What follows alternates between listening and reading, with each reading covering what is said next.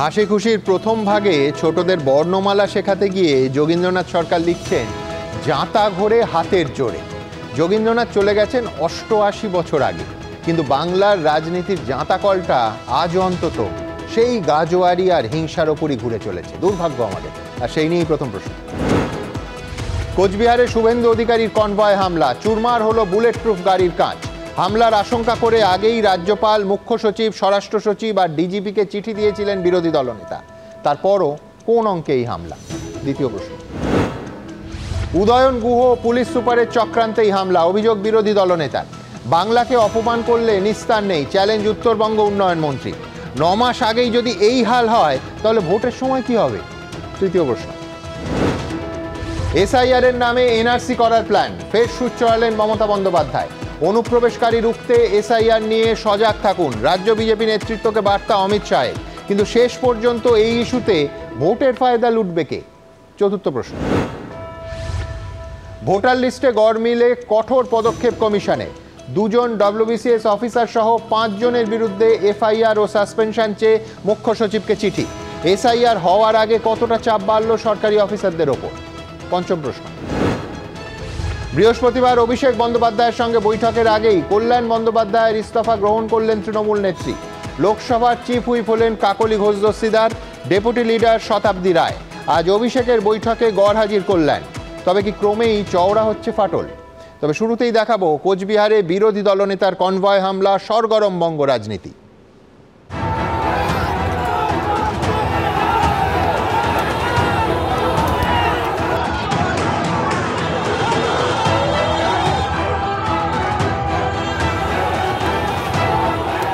শুভেন্দু অধিকারী সফর ঘিরে বুধবার এভাবেই ধুন্ধুমার পরিস্থিতি তৈরি হলো কোচবিহারে।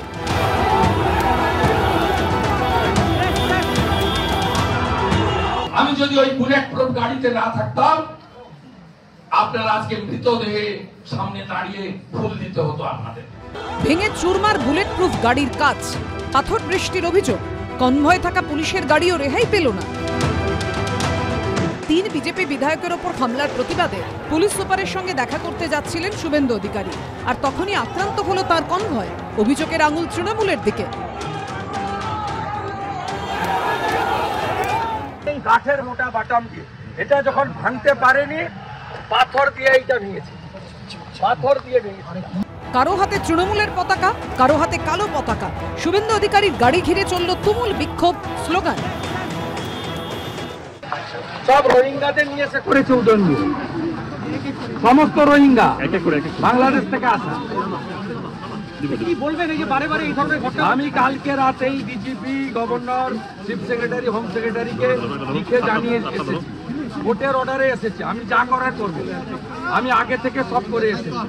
আমি জানতাম এটা ঘটাবে। বাংলাদেশিদের নিয়ে আক্রমণ করা হয়েছে বলে ভালো হয়েছে, কারণ এইসব কথা বলেই তো মানুষকে উচ্চারিত করছে। ওখানে সব কুচবিহারি মানুষ, 90% মানুষকে যারা বাংলাদেশি বলে দাগিয়ে দেওয়ার চেষ্টা করে, তার বিরুদ্ধেই তো আমাদের লড়াই। সেই লড়াইটাই তো কুচবিহারের মানুষ লড়ছে, যে আমাদেরকে চিহ্নিত করার চেষ্টা হচ্ছে যে আমরা আর নটোরিয়াস ক্রিমিনাল। আমরা অন্যায়ের বিরুদ্ধে প্রতিবাদ করে যদি ক্রিমিনালের ছাপ নিতে হয়, আমার কোনো আপত্তি নেই। মঙ্গলবার শিলিগুড়ি থেকে সড়ক পথে কোচবিহারের উদ্দেশ্যে রওনা হন শুভেন্দু অধিকারী। ঘোকসাডাঙ্গায় তাঁর কনভয় লক্ষ্য করে কালো পতাকা দেখায় তৃণমূল।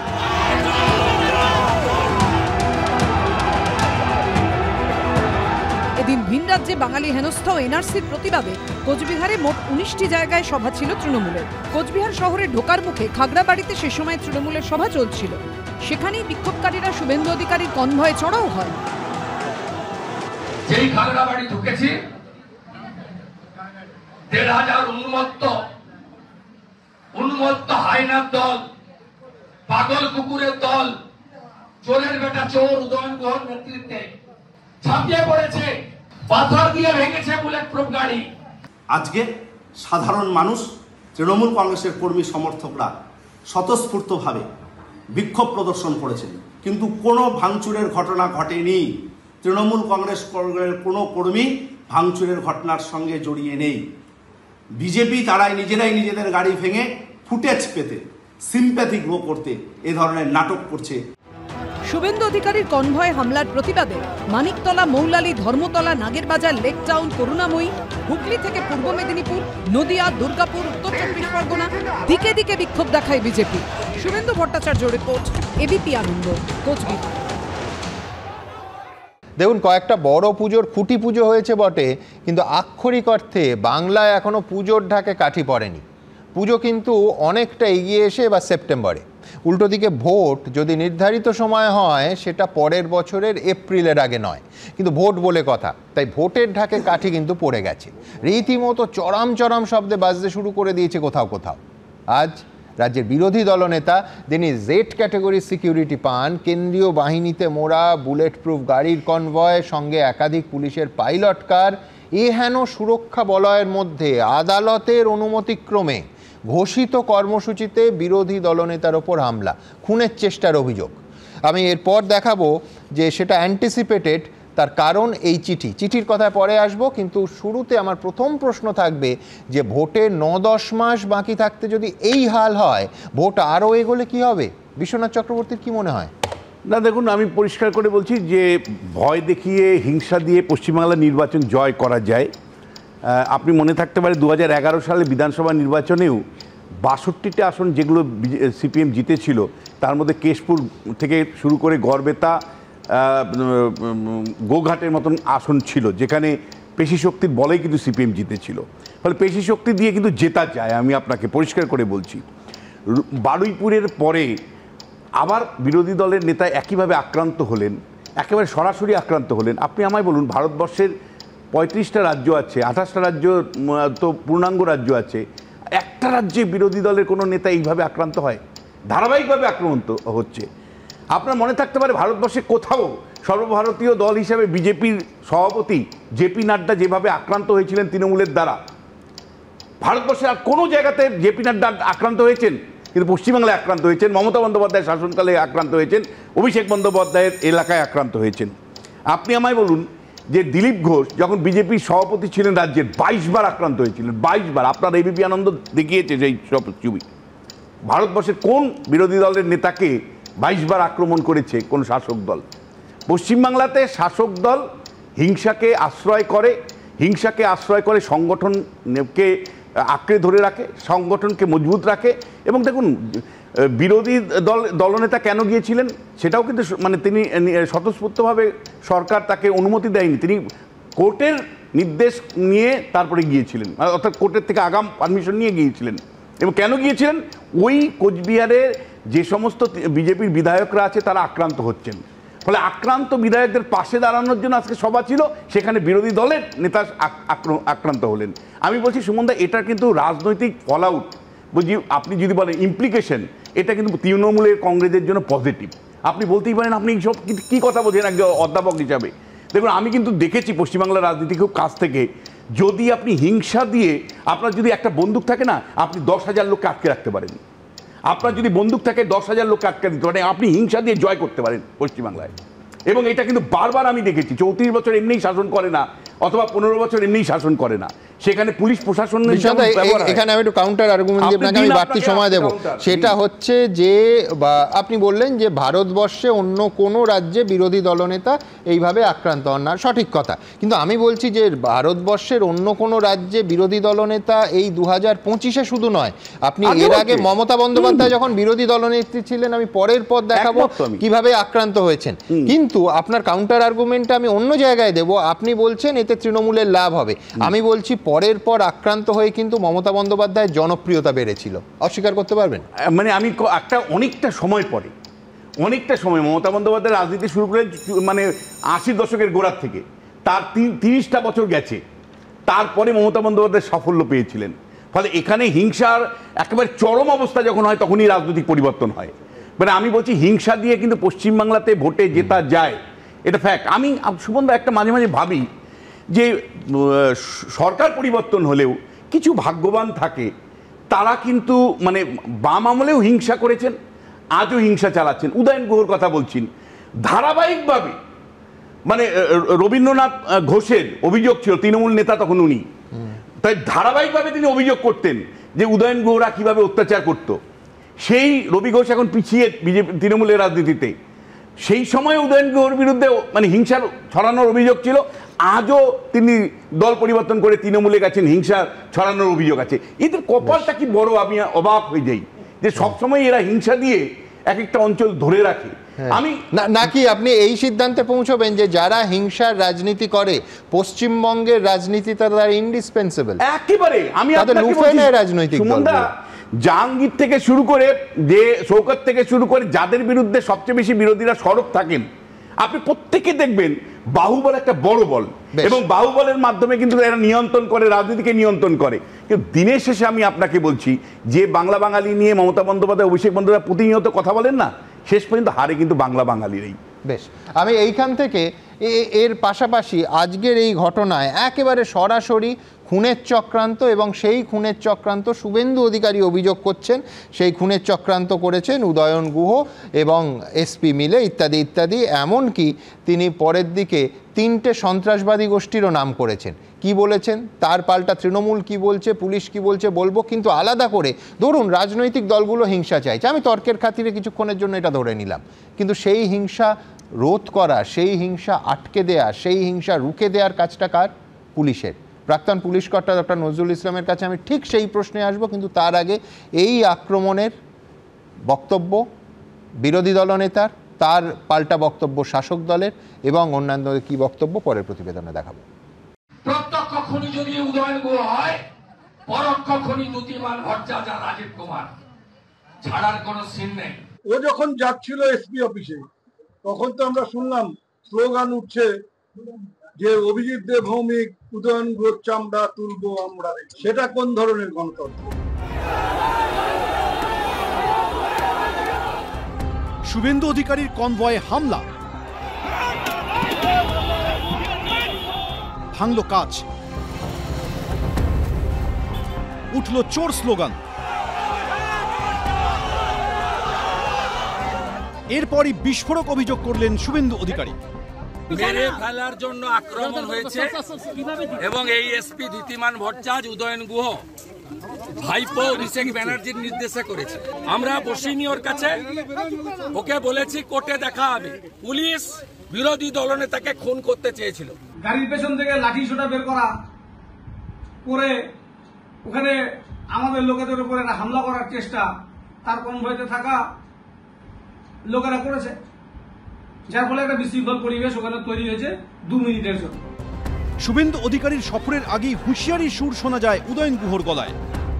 যারা বাংলাকে অপমান করবে, যারা বাংলা ভাষীদের আক্রমণ করবে, সবচাইতে বড় কথা যারা বাংলা ভাষাকে আক্রমণ করবে তাদের কোনো নিস্তার নেই। তাদেরকে কালো পতাকা দেখানো হবে, তাদের বিরুদ্ধে বিক্ষোভ দেখানো হবে, তারা যেখানে যাবে সেখানেই আমাদের প্রতিবাদ হবে, বিশেষ করে কুচবিহারের মাটিতে।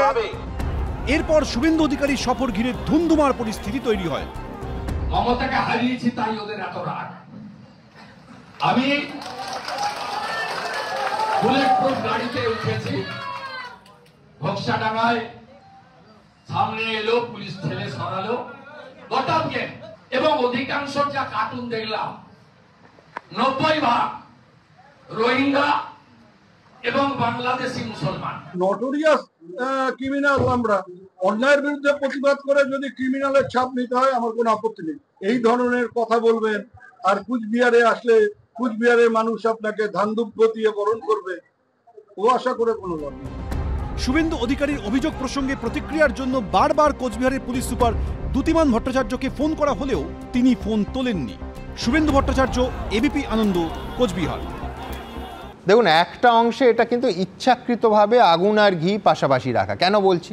এমনিতে ছোট্ট একটা কর্মসূচি, তাও একেবারে কোর্টের বেঁধে দেয়া, দুটো জায়গায় কেন বিরোধী দলনেতার রুটে শাসক দলের বিক্ষোভ কর্মসূচি থাকবে?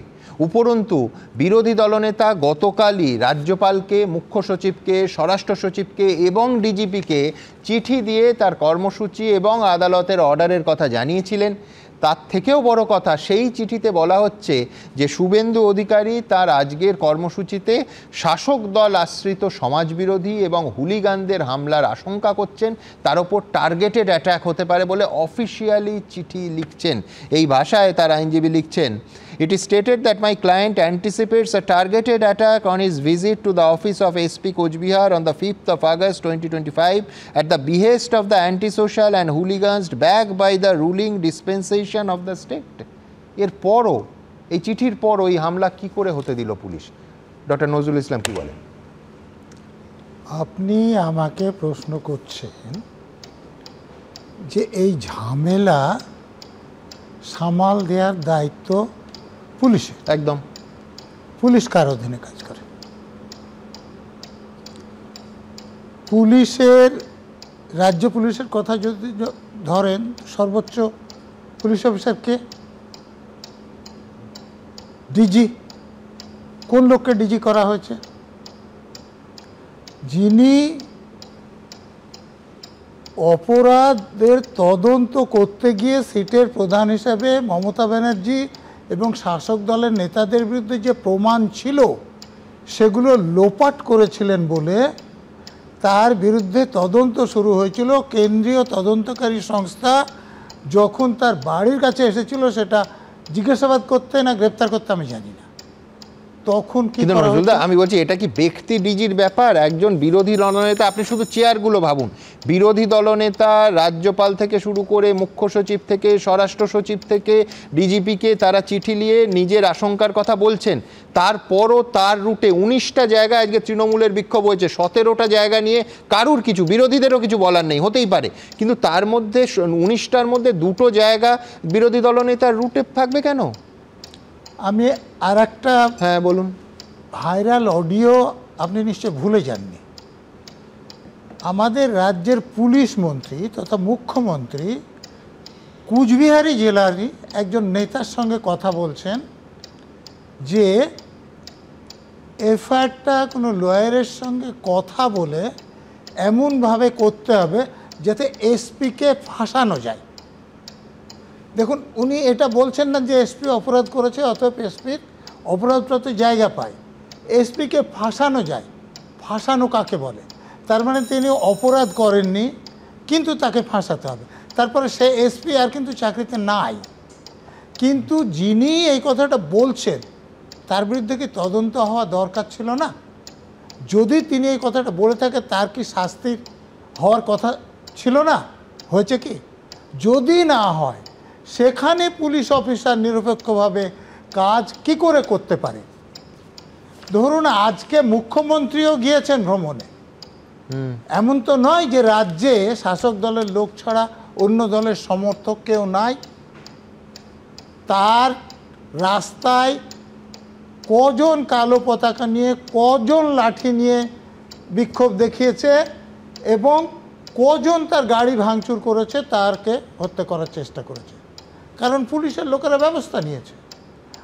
আর বিরোধী দলনেতাকে তো পারমিশনই দেওয়া হচ্ছিল না, উনি কোর্টের পারমিশন নিয়ে গিয়েছেন, কোর্ট নিরাপত্তা দিতে বলেছে, কিন্তু নিরাপত্তা দেবে পুলিশই। তো সেই পুলিশ এর যিনি মন্ত্রী তিনি যদি চান তাকে নিরাপত্তা দেওয়া হবে না, তিনি যদি চান যে তাকে হেনস্থা করা হবে, তাকে আহত করা হবে, আপনি তো এক্ষুনি দেখালেন উদয়ন গুহ কি বলছে, বিক্ষোভ দেখানো হবে, এরকম করা হবে উনি বলছেন। তো কোনো পুলিশ তার বিরুদ্ধে এফআইআর করে তাকে গ্রেপ্তার করবে?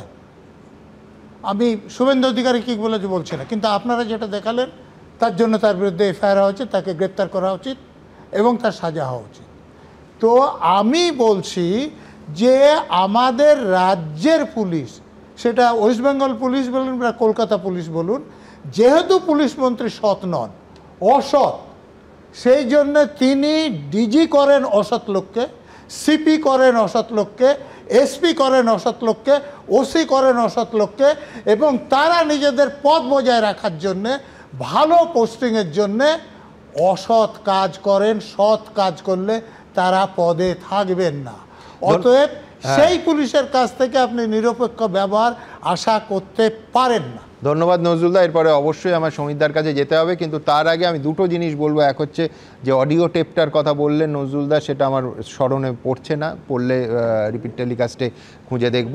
আর দ্বিতীয় হচ্ছে আমি বলছি ব্যক্তির থেকে যদি আরও বড় ছবিটাকে করি, যে ধরুন এই কনভয় হামলা, কালো পতাকা, কনভয়কে আক্রমণ করা, বিরোধী দলনেতা বা যে কোনো রাজনীতিবিদকে আক্রমণ করা, আমি বলছি এতে পুলিশের অংশ তো অবশ্যই আছে, কিন্তু আরও বড় করে যেটা আছে সেটা হচ্ছে রাজনৈতিক সংস্কৃতি। আমি আরও বিস্তারিতভাবে কেন বারবার আমি রাজনৈতিক সংস্কৃতিতে জোর দিচ্ছি, কিভাবে বছরের পর বছর ধরে এই খারাপ রাজনৈতিক সংস্কৃতি জাঁকিয়ে বসেছে আমাদের এই রাজ্যে, তাতে আসবো। কিন্তু তার আগে পুলিশের ভূমিকা আবার বলছি, যে যেহেতু ঘোষিত কর্মসূচি এবং নির্দিষ্ট করে দিয়েছে আদালত রুট, শুধু তাই নয়, কজন এসপির সঙ্গে দেখা করতে পারবেন, যে শুভেন্দু অধিকারী ছাড়া আর মাত্র 4 জন, অর্থাৎ শুভেন্দু অধিকারীকে নিয়ে মাত্র 5 জন দেখা করতে পারবেন, এটাও আদালতের নির্দিষ্ট করা। সেই ঘোষিত কর্মসূচিতে কেন ঝঞ্ঝাট হবে? আর এই সংস্কৃতি যদি জাঁকিয়ে বসে এখনই, তার মানে সেটা ওই প্রবাদটা আছে না, যে নগর পুরিলে দেবালয় কি এড়ায়, তো সেই রকম দেবালয় কি এড়াতে পারে যদি এখন থেকে আগুনটা ইচ্ছাকৃতভাবে লাগিয়ে দেয়া হয়, অথবা আগুন লাগার পর ইচ্ছাকৃতভাবে নীরব থাকা যায় যে আগুনটা নেভানোর প্রয়োজন নেই, যাক জ্বলুক না।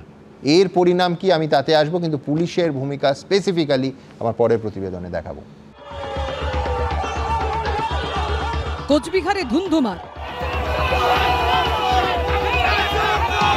শুভেন্দু অধিকারীর কনভয়ের কাজ ভাঙল, প্রাণনাশের ষড়যন্ত্রের অভিযোগ তুললেন বিরোধী দলনেতা। এটা কনভয় অ্যাটাক, মেরে ফেলার জন্য। সাধারণ গাড়িতে থাকতে, আমি তো বাগডোগরা থেকে রেন্টাল কারে এসেছিলাম, ওই গাড়িটা থাকতো নাকি কিছু। হাইকোর্টের অনুমতিতে মঙ্গলবার কোচবিহারের পুলিশ সুপারের দপ্তরে স্মারকলিপি জমা দিতে যান শুভেন্দু অধিকারী। আর এদিনই জেলা জুড়ে তৃণমূলের 19টি কর্মসূচি ছিল। বাগডোগরায় পৌঁছে মঙ্গলবার সড়ক পথে আলিপুরদুয়ারের ফালাকাটা হয়ে কোচবিহার জেলায় ঢোকেন শুভেন্দু অধিকারী। এরপর প্রথমে ঘোকসাডাঙ্গায়, আর তারপর খাগড়াবাড়িতে বিক্ষোভের মুখে পড়তে হয় তাঁকে।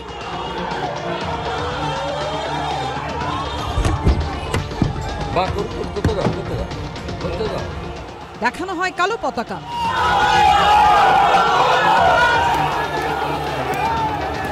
ভাঙা হয় গাড়ির কাজ,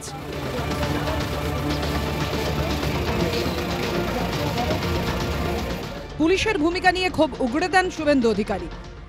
তখন কোথায় ছিলেন? যখন পাথর মারছিল কোথায় ছিলেন? তখন কি আদর করছিলেন নাকি? হ্যাঁ, মোল্লাদের সঙ্গে আদর করছিলেন। এই প্রেক্ষাপটে প্রাক্তন পুলিশ কর্তাদের একাংশের প্রশ্ন, শুভেন্দু অধিকারী রাজ্যের বিরোধী দলনেতা, বিশেষ নিরাপত্তা পান, ভোট আসছে তাই পরিস্থিতি এমনিতেই উত্তপ্ত, তার উপর এটা পূর্ব ঘোষিত কর্মসূচি ছিল। তাহলে এত কিছুর পরও শুভেন্দু অধিকারীর রুটে কি করে বিক্ষোভ দেখানোর সুযোগ পেলেন তৃণমূল কর্মীরা? আজকে বিরোধী পক্ষ যেখানে গেছে সেটা as per the direction of honourable high court. আমাদের লজ্জা লাগে, it is shameful, disgraceful, painful in the part of Bengal people, যে আজকে বিরোধী যে আজকে দলনেতা রয়েছে তাকে আজকে যেতে হলে 144 ডিক্লেয়ার হচ্ছে নানা রকম। কিন্তু হাইকোর্ট যেখানে অর্ডার দিয়েছে to give adequate police protection, যেখানে পাইলট ভ্যান আজকে অ্যাটাক করে দিচ্ছে, সেখানে আজকে রাজ্য পুলিশের প্রশাসন কি করছিল? পুলিশ সূত্রে দাবি শুভেন্দু অধিকারীর রুটে কোনো কর্মসূচির অনুমতি কাউকে দেওয়া হয়নি। এখানেই নানা মহলে প্রশ্ন উঠছে, তাহলে পুলিশ তাদের জমায়েত হতে দিল কেন? একটা লাইন অফ রুটে যখন একজন আসবেন বিরোধী দলনেতা, সেখানে করলে একটা গন্ডগোল হবে, কাদের কাছে খবর ছিল না? এই ফাজলামি হচ্ছে এগুলো। আর এদের বলে লাভ কি? এরা তো এটা নতুন কিছু না, এর আগেও কেন্দ্রীয় নেতৃত্ব মাননীয় জেপি নাড্ডা যখন এসেছিলেন সম্ভবত মেদিনীপুর বা দক্ষিণ চব্বিশ পরগনায়, তখন গাড়ি ভাঙচুর করেছে, যারা দর্শক এগুলো তাদের গাড়ি ভাঙচুর, এটা ওদের নতুন গিয়ে কাকে মানে? এবার এসপি জবাব দেবে কেন ফ্লপ করলো। কোচবিহার জেলা তৃণমূল নেতৃত্বের দাবি, পুলিশ প্রশাসনের কাছে তারা অনুমতি চেয়েছিল, কিন্তু পুলিশ হ্যাঁ বা না কোনোটাই বলেনি। আমরা তো প্রেয়ার অ্যাপ্লিকেশন করেছি, আমাদের অ্যাপ্লিকেশন রিজেক্ট হলে আমরা হাইকোর্টে যেমন করে বিরোধী দলনেতা পারমিশন এনেছে সেইভাবে পারমিশন নিয়ে আসতাম, কোনো অসুবিধা ছিল না। রিজেক্ট হয়নি, অ্যাপ্রুভাল হয়নি। হ্যাঁ, আমাদের কোনো যদি সেরকম ইসে থাকতো, রিজেকশন থাকতো, আমরা হাইকোর্ট থেকে পারমিশন চাইতাম। আমাদের বিশ্বাস মাননীয় আদালত যেমন শুভেন্দু অধিকারীকে অনুমতি দিয়েছে বাংলা বিদ্বেষীদের হয়ে ঘোরার, আমাদের নিশ্চয়ই পারমিশন আমরা পেয়ে যেতাম। ওদের পুলিশ পারমিশন লাগে নাকি? ওদের সব লিখে দিলেই হয়ে যায়, ওদের পারমিশন লাগে? ওদের পারমিশনের ব্যাপার নাই, ওদের পারমিশন চালাই চলে। গোটা ঘটনাক্রম প্রসঙ্গে বারবার কোচবিহারের পুলিশ সুপারের সঙ্গে যোগাযোগের চেষ্টা করা হলেও তিনি ফোন ধরেননি। শুভেন্দু ভট্টাচার্য, ঝিলম করঞ্জায়ের রিপোর্ট, এবিপি আনন্দ। আবার বলছি, আদালতের অনুমতি নিয়ে একটা কর্মসূচি, আদালত যে কর্মসূচি শুধু অনুমতিই দেয়নি, কত লোক সর্বোচ্চ বিরোধী দলনেতার সঙ্গে যেতে পারেন সেই সংখ্যাটা অবধি বেঁধে দিয়েছিল যে শুভেন্দু অধিকারী সহ শুধু 5 জন এসপির সঙ্গে গিয়ে দেখা করতে পারেন। সেই ঘোষিত কর্মসূচির মধ্যে শাসক দলের বিক্ষোভ 2 জায়গায় কি করে হতে পারে? বিরোধী দলনেতা নির্দিষ্ট রুটে কিভাবে তৃণমূলের বিক্ষোভ কর্মসূচি দুটো জায়গায় হতে পারে? এই প্রবণতা যদি চলতে থাকে, ভাবুন সব দল এই ফর্মুলায় নেমে পড়ে যে কোনো কর্মসূচি হলেই আমরা পাল্টা কালো পতাকা দেখাবো, অথবা বিক্ষোভ করব, অথবা ঢিল ছুঁড়বো, অথবা ইট ছুঁড়বো, অথবা লাঠি দিয়ে কাঁচ ভাঙবো, অথবা আক্রমণ করব, তাহলে শাসক বিরোধীর বিষয়টা নয়, রাজ্য জুড়ে একটা চূড়ান্ত অরাজকতা শুরু হবে। এবং যেহেতু সরকারি ক্ষমতায়, সমিতদা আপনারা প্রশাসনকে সেই অরাজকতার দায় নিতে হবে, মানবেন? সুমনবাবু, আমি ব্যাপারটা একটু অন্যভাবে ব্যাখ্যা করবো আপনার। নিশ্চয়ই। সেটা হচ্ছে এই যে উত্তর বাংলার যেখানে একদম ওপরে বাঁদিকে কুচবিহার, এই কুচবিহার বিজেপির শক্ত ঘাঁটি ছিল। 2019-এর লোকসভা নির্বাচন জিতেছে, 2021-এ ওখানে 9টা আসন আছে বিধানসভায়, অধিকাংশই বিজেপি জিতেছে। যদি উত্তর বাংলা দেখেন, মালদা থেকে শুরু করে কুচবিহার, এখান থেকে 2019 সালে 8টা সাংসদ, তার মধ্যে 7টা বিজেপি জিতেছিল। একমাত্র মালদায় ওই ঈশা খানের বাবা ও জিতেছিল, 19 সালের কথা বলছি। 21 সাল বিধানসভায় অধিকাংশ আসনে কিন্তু বিজেপি এগিয়ে, 54টা আসন আছে বিধানসভায়, গোটা এই মালদা থেকে শুরু করে একেবারে কুচবিহার পর্যন্ত। বিষয়টা যেটা দাঁড়াচ্ছে যে 24 সালে এসে লোকসভার নির্বাচন যখন হলো, বিজেপি কুচবিহার আসনটা হারলো। নিশীথ প্রামাণিককে আপনারা হারালেন। আমরা কেন, মানে তৃণমূল, হ্যাঁ, আপনি তো তৃণমূলই জানি আমি, সেটাই হলো। বিজেপির ক্ষয়টা শুরু হয়েছে। দ্বিতীয় যেটা হচ্ছে, কুচবিহারে অধিকাংশ রাজবংশীবাসী, যে হারে এনআরসি শুরু হয়েছে, আজকেও সেখানে নোটিশ পৌঁছেছে। উত্তর বাংলার মানুষ, বিশেষত কুচবিহার এবং আলিপুরদুয়ার জলপাইগুড়ির মানুষ, তারা আতঙ্কিত। এটা জনরোষ নয় তো? তারা আতঙ্কিত হয়ে কালো ফ্ল্যাগ আর তৃণমূলের ফ্ল্যাগ নিয়ে চলে এলো। আসছি, তৃণমূলের তো আগে থেকেই ঘোষিত 19টা জায়গায় সভা ছিল, তো তা সেখানেও কাছাকাছি ছিল। এবং তার মানে এই নয়, শুনুন দাদা, এটাই তো প্রশ্ন আমার। আমি আপনাকে কাউন্টার আর্গুমেন্ট দিচ্ছি। গত সপ্তাহের আগের সপ্তাহের ঘটনা আপনারা দেখিয়েছেন এবিপিতে। আরামবাগে, হুগলিতে একটি মানুষ লুঙ্গি পরে রাস্তায় দাঁড়িয়ে জয় বাংলা বলেছে। কি দেখলাম, শুভেন্দু অধিকারী একেবারে গুন্ডার বেশে গাড়ি থেকে নামলেন, তাড়া করলেন জয় শ্রীরাম, তার বাহিনী নেমে পড়লো, গাড়ির দরজা খুলে গেল, পেছন থেকে বাঁশ রড সব বেরিয়ে পড়লো, মানুষটা মারাত্মকভাবে আক্রান্ত হলো। আমরা দেখেছি। তুমি যখন বলার তুমি বলবে। তাহলে কি এর পরবর্তী অ্যাটাকটা হবে যে জয় বাংলা বললে যদি আক্রান্ত হতে হয় ভারতবর্ষের রাষ্ট্রপতি? তিনি তো এসে কলকাতায় জয় বাংলা বলে গেছেন, তাহলে শুভেন্দুবাবু দিল্লিতে গিয়ে রাষ্ট্রপতি ভবনে ঢুকে পড়ুন, তারা করুন যে জয় শ্রীরাম জয় শ্রীরাম বলতে বলতে আপনার প্রধানমন্ত্রী জয় শ্রীরাম ছেড়ে দিয়েছেন, জয় মা কালী বলছেন। একদম খুব ভালো আর্গুমেন্ট। কিন্তু আমি বলছি সমিতদা, আপনি কি ঘটনাটা হচ্ছে জনরোষ, তার কারণ হচ্ছে ইতিহাসে একাধিক কলঙ্কজনক অধ্যায়কে স্বতঃস্ফূর্ত জনরোষ বলে চালানো হয়। কিন্তু আমার মনে হয় সমিতদা, আপনার কি ওই ছবিটা ভুলে গেলেন যে ব্যারাকপুরে মমতা বন্দ্যোপাধ্যায়ের কনভয় যাচ্ছে, কেউ একজন জয় শ্রীরাম বললেন, তিনি কনভয় থামিয়ে প্রচন্ড আগ্রাসী ভূমিকায় নেমে পড়লেন। একেবারেই ঠিক, আপনি একদম ঠিক কথা বলছেন। এবং যার জন্য পরবর্তীকালে সুমন বাবু একটু আগেই বলে গেছি, এমনকি দেশের প্রধানমন্ত্রীকেও মমতা বন্দ্যোপাধ্যায়ের লাইনটাই নিতে হয়েছে, জয় শ্রীরাম বিসর্জিত, এবং তিনি নিয়ে এসছেন জয় মা কালী। তাতে তো মমতা বন্দ্যোপাধ্যায়ের জয়। আপনি কি এটা বলেন না? মানে শ্রীরামেরও নয়, কালীরও নয়, মমতা বন্দ্যোপাধ্যায়ের জয়। না, মমতা বন্দ্যোপাধ্যায় বাধ্য করেছেন, শুনুন, মমতা বন্দ্যোপাধ্যায় বাধ্য করেছেন দেশের প্রধানমন্ত্রীকে জয় শ্রীরামকে সরিয়ে রেখে জয় মা কালী তুলে নিতে। আমি স্লোগানের সারবত্তায় যাচ্ছি না সমিতদা, কিন্তু আমি বলছি আমি আপনার সঙ্গে এক জায়গায় একমত যে শুভেন্দু অধিকারীর গাড়ি থেকে নামা এবং একজন ব্যক্তি মানুষের দিকে তিনি জয় বাংলা বলেছেন, অন্যায়ের কি আছে? সেই দিকে ছুটে যাওয়ার ছবি আমার ভালো লাগেনি, আমাদের কারুর ভালো লাগেনি, কিন্তু ইস্যুটা তো তা নয়। ইস্যুটা হচ্ছে তার কনভয় অ্যাটাক হলো।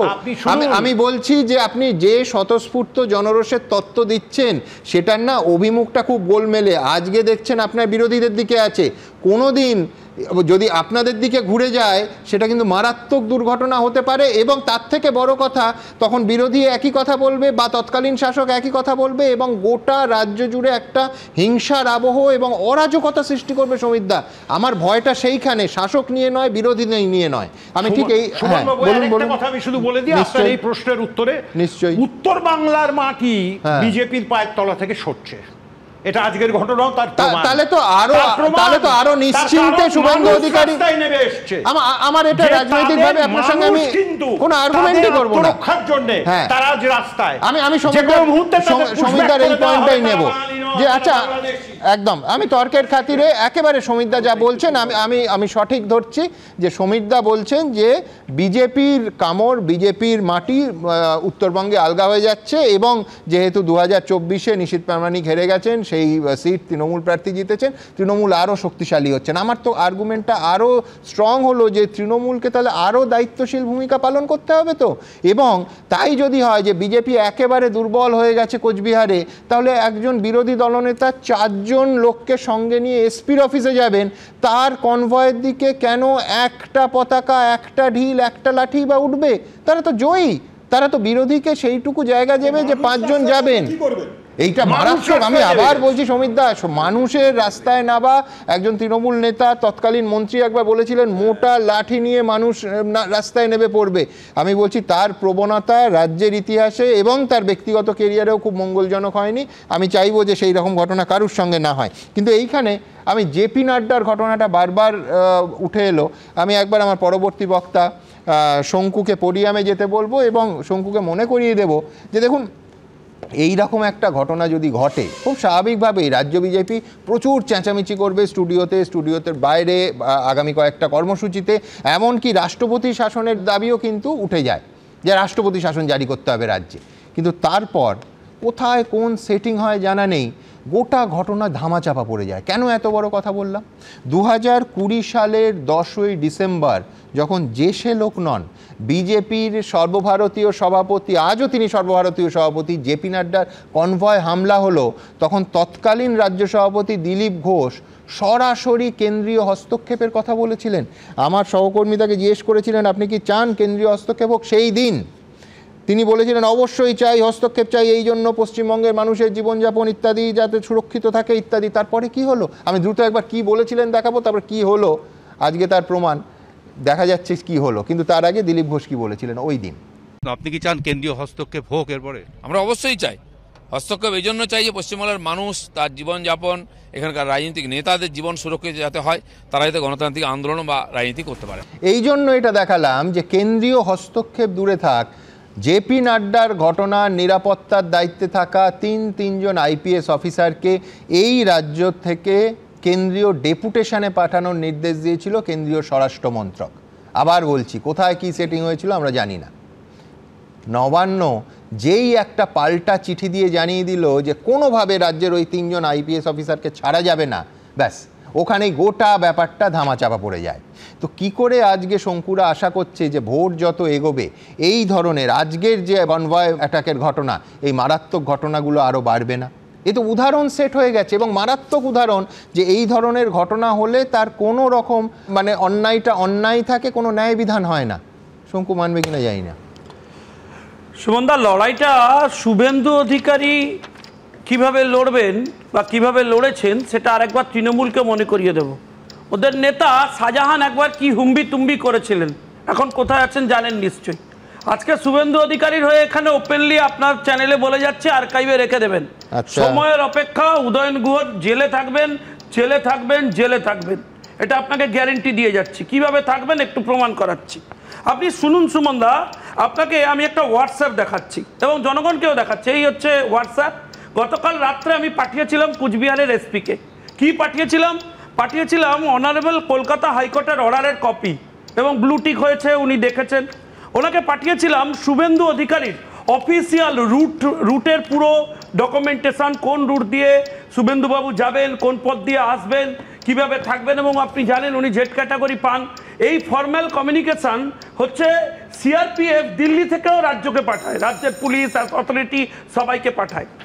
সেটা পাওয়ার পর ওনার সাথে আমার ফোনে 2 দফায় কথা হয়েছে। আমরা স্পেসিফিক্যালি 2টো জায়গা নিয়ে ওনাকে ইনপুট দিয়েছি। কখন কথা হয়েছে? কাল রাতে না আজকে? রাতে। আচ্ছা। এবং ব্লুটিক হয়েছে, এবং ওনার এই যে ওনার সাথে ফর্মালি ওনাকে জানিয়ে ওনাকে স্পেসিফিক 2টো জায়গার নাম বলেছি, একটা খাগড়াবাড়ি আর একটা ঘোষাডাঙ্গা। বলেছে এই 2টো জায়গায় জমায়েত হচ্ছে, ওনার উপর টার্গেট হবে। তখন উনি আবার বললেন যে কি করে এসব আপনারা জানছেন? আমি বললাম সে কি, আপনি এসপি, আপনি জানেন না যে শুভেন্দুবাবু ওখানে যাবেন বলে কুচবিহারের সমস্ত নেতা ইনক্লুডিং হচ্ছে উদয়ন গুহ, তিনি কলকাতায় জেনারেল সেক্রেটারির পার্টি অফিসে গোপন বৈঠক করতে এসেছিলেন। সেই বৈঠকে সব কি ওদের লোক আছেন নাকি? 2-4টে এদিক ওদিকের লোক আছে। আমরা জেনেছি কালকে রাত্রে, আজকে কি হবে? আমি ওপেন বলছি, মিটিং হয়েছিল কিনা জিজ্ঞেস করুন, তারা রাত্রে করে ট্রেনে ফিরেছেন কিনা জিজ্ঞেস করুন, সেখান থেকে সরাসরি এসপির কাছে কমিউনিকেশন গেছে কিনা জিজ্ঞেস করুন। আমি তৃণমূলের কাছে 2টো প্রশ্ন রাখতে চাই, গণতান্ত্রিক ব্যবস্থায় রাখতে চাই। ভাই, কোন উদয়ন গুহের জন্য লাফালাফি করছো? যার এগেনস্টে 302 এর কেস সিপিএম এর সময়।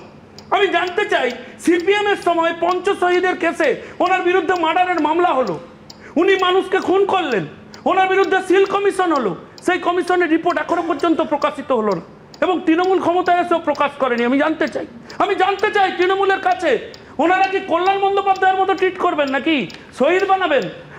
আপনি শুনে নিন, জেনে নিন, প্রথম শহীদ রতন বর্মন, সেই মার্ডার কেসের প্রিন্সিপাল অন্যতম আসামি ছিলেন উদয়ন গুহ। ভুল বললে উদয়ন বাবু আমার বিরুদ্ধে যা খুশি ব্যবস্থা নেবেন। সত্যি কিনা বলুন, আপনার সাথে পার্থ চট্টোপাধ্যায় দেখা করতে গেলেন, মার্ডারের কেস থেকে ওনার নাম হাওয়া হয়ে গেল, পরের দিন উনি তৃণমূল কংগ্রেসে জয়েন করে গেলেন।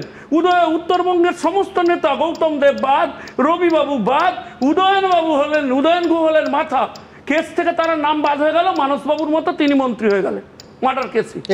জবাব সমীরদা দেবেন, কিন্তু আমি বলছি শঙ্কু, এটা কি ব্যক্তি উদয়ন গুহর বিষয়? তার কারণ বারুইপুরেও বিরোধী দল নেতার কনভয় অ্যাটাক হয়েছিল, 22 বার দিলীপ ঘোষের কনভয় অ্যাটাক হয়েছিল।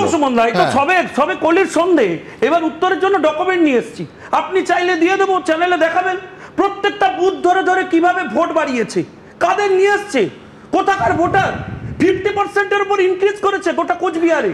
সেগুলো যাতে বাদ না যায় সেই জন্য তো এই সমস্ত আন্দোলন, জনরোষ। লিঞ্চিং এর নাম করে শুভেন্দু অধিকারীকে খুন করার চক্রান্ত হয়েছিল, এর তদন্ত হবে সেন্ট্রাল এজেন্সির কাছে। আপনাকে না, কিন্তু আমি বলছি এই তালিকা তোমরা নির্বাচন কমিশনে নির্বাচনের সময় বা নির্বাচনের পর জমা দাওনি কেন? কটা বুথে তোমরা রিপোর্ট চেয়েছিলে?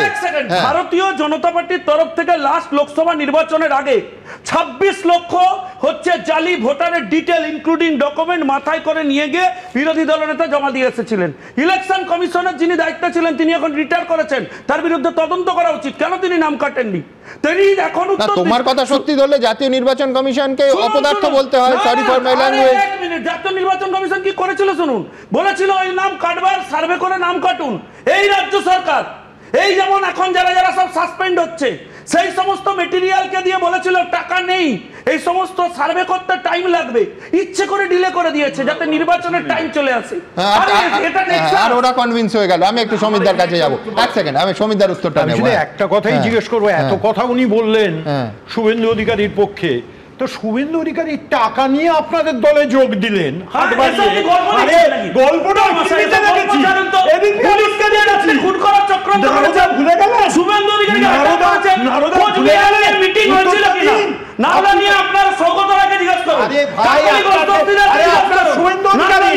সততার মূর্ত প্রতীক হয়ে ঘটছেন, তার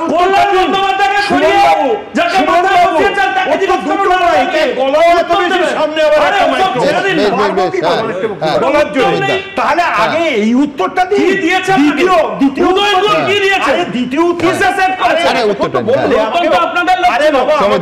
দিতে দাও। যে দ্বিতীয় কথা হচ্ছে তাহলে বিরোধী দলনেতা আইনত গাড়ি করে গুন্ডা ভর্তি করে রাখবেন এবং বাস লাঠি এই যে হুগলিতে ওই লোকটাকে উত্তর দিন ওটা ভুলে যাবো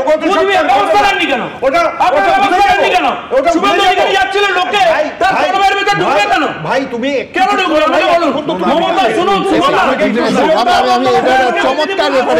আমি বলছি আমি শঙ্কুকে কি করে বিশ্বাস করব? আমি নিশীথ প্রামাণিককে বিশ্বাস করবো, প্রার্থী ছিল। নিশীথ প্রামাণিক ভোটের দিন আপনি আর আমি দুজনেই ছিলাম। নিশীথ প্রামাণিককে আমরা বলছি যে এই জায়গা থেকে ভোটাররা আসতে পারেনি, আপনি কিচ্ছু জানেন না। উনি বললেন দূর মশাই আপনি থামুন, দারুণ ভোট হয়েছে, দারুণ ভোট এই অনুষ্ঠানে লাইভে ভোট দিয়ে শঙ্কু বলছে না আরে শঙ্কুকে বিশ্বাস করে মিলবে না। তার মানে কি সত্যিটা মিথ্যা হয়ে যায়? কমিশনকে 100 তার মানে আপনারা যেটা বলছেন সেটা কি সত্যিটা মিথ্যা হয়ে যায়? মানে লোকে বড় বড় বুঝছে আপনারা চুরি না কি মারবেন নাকি?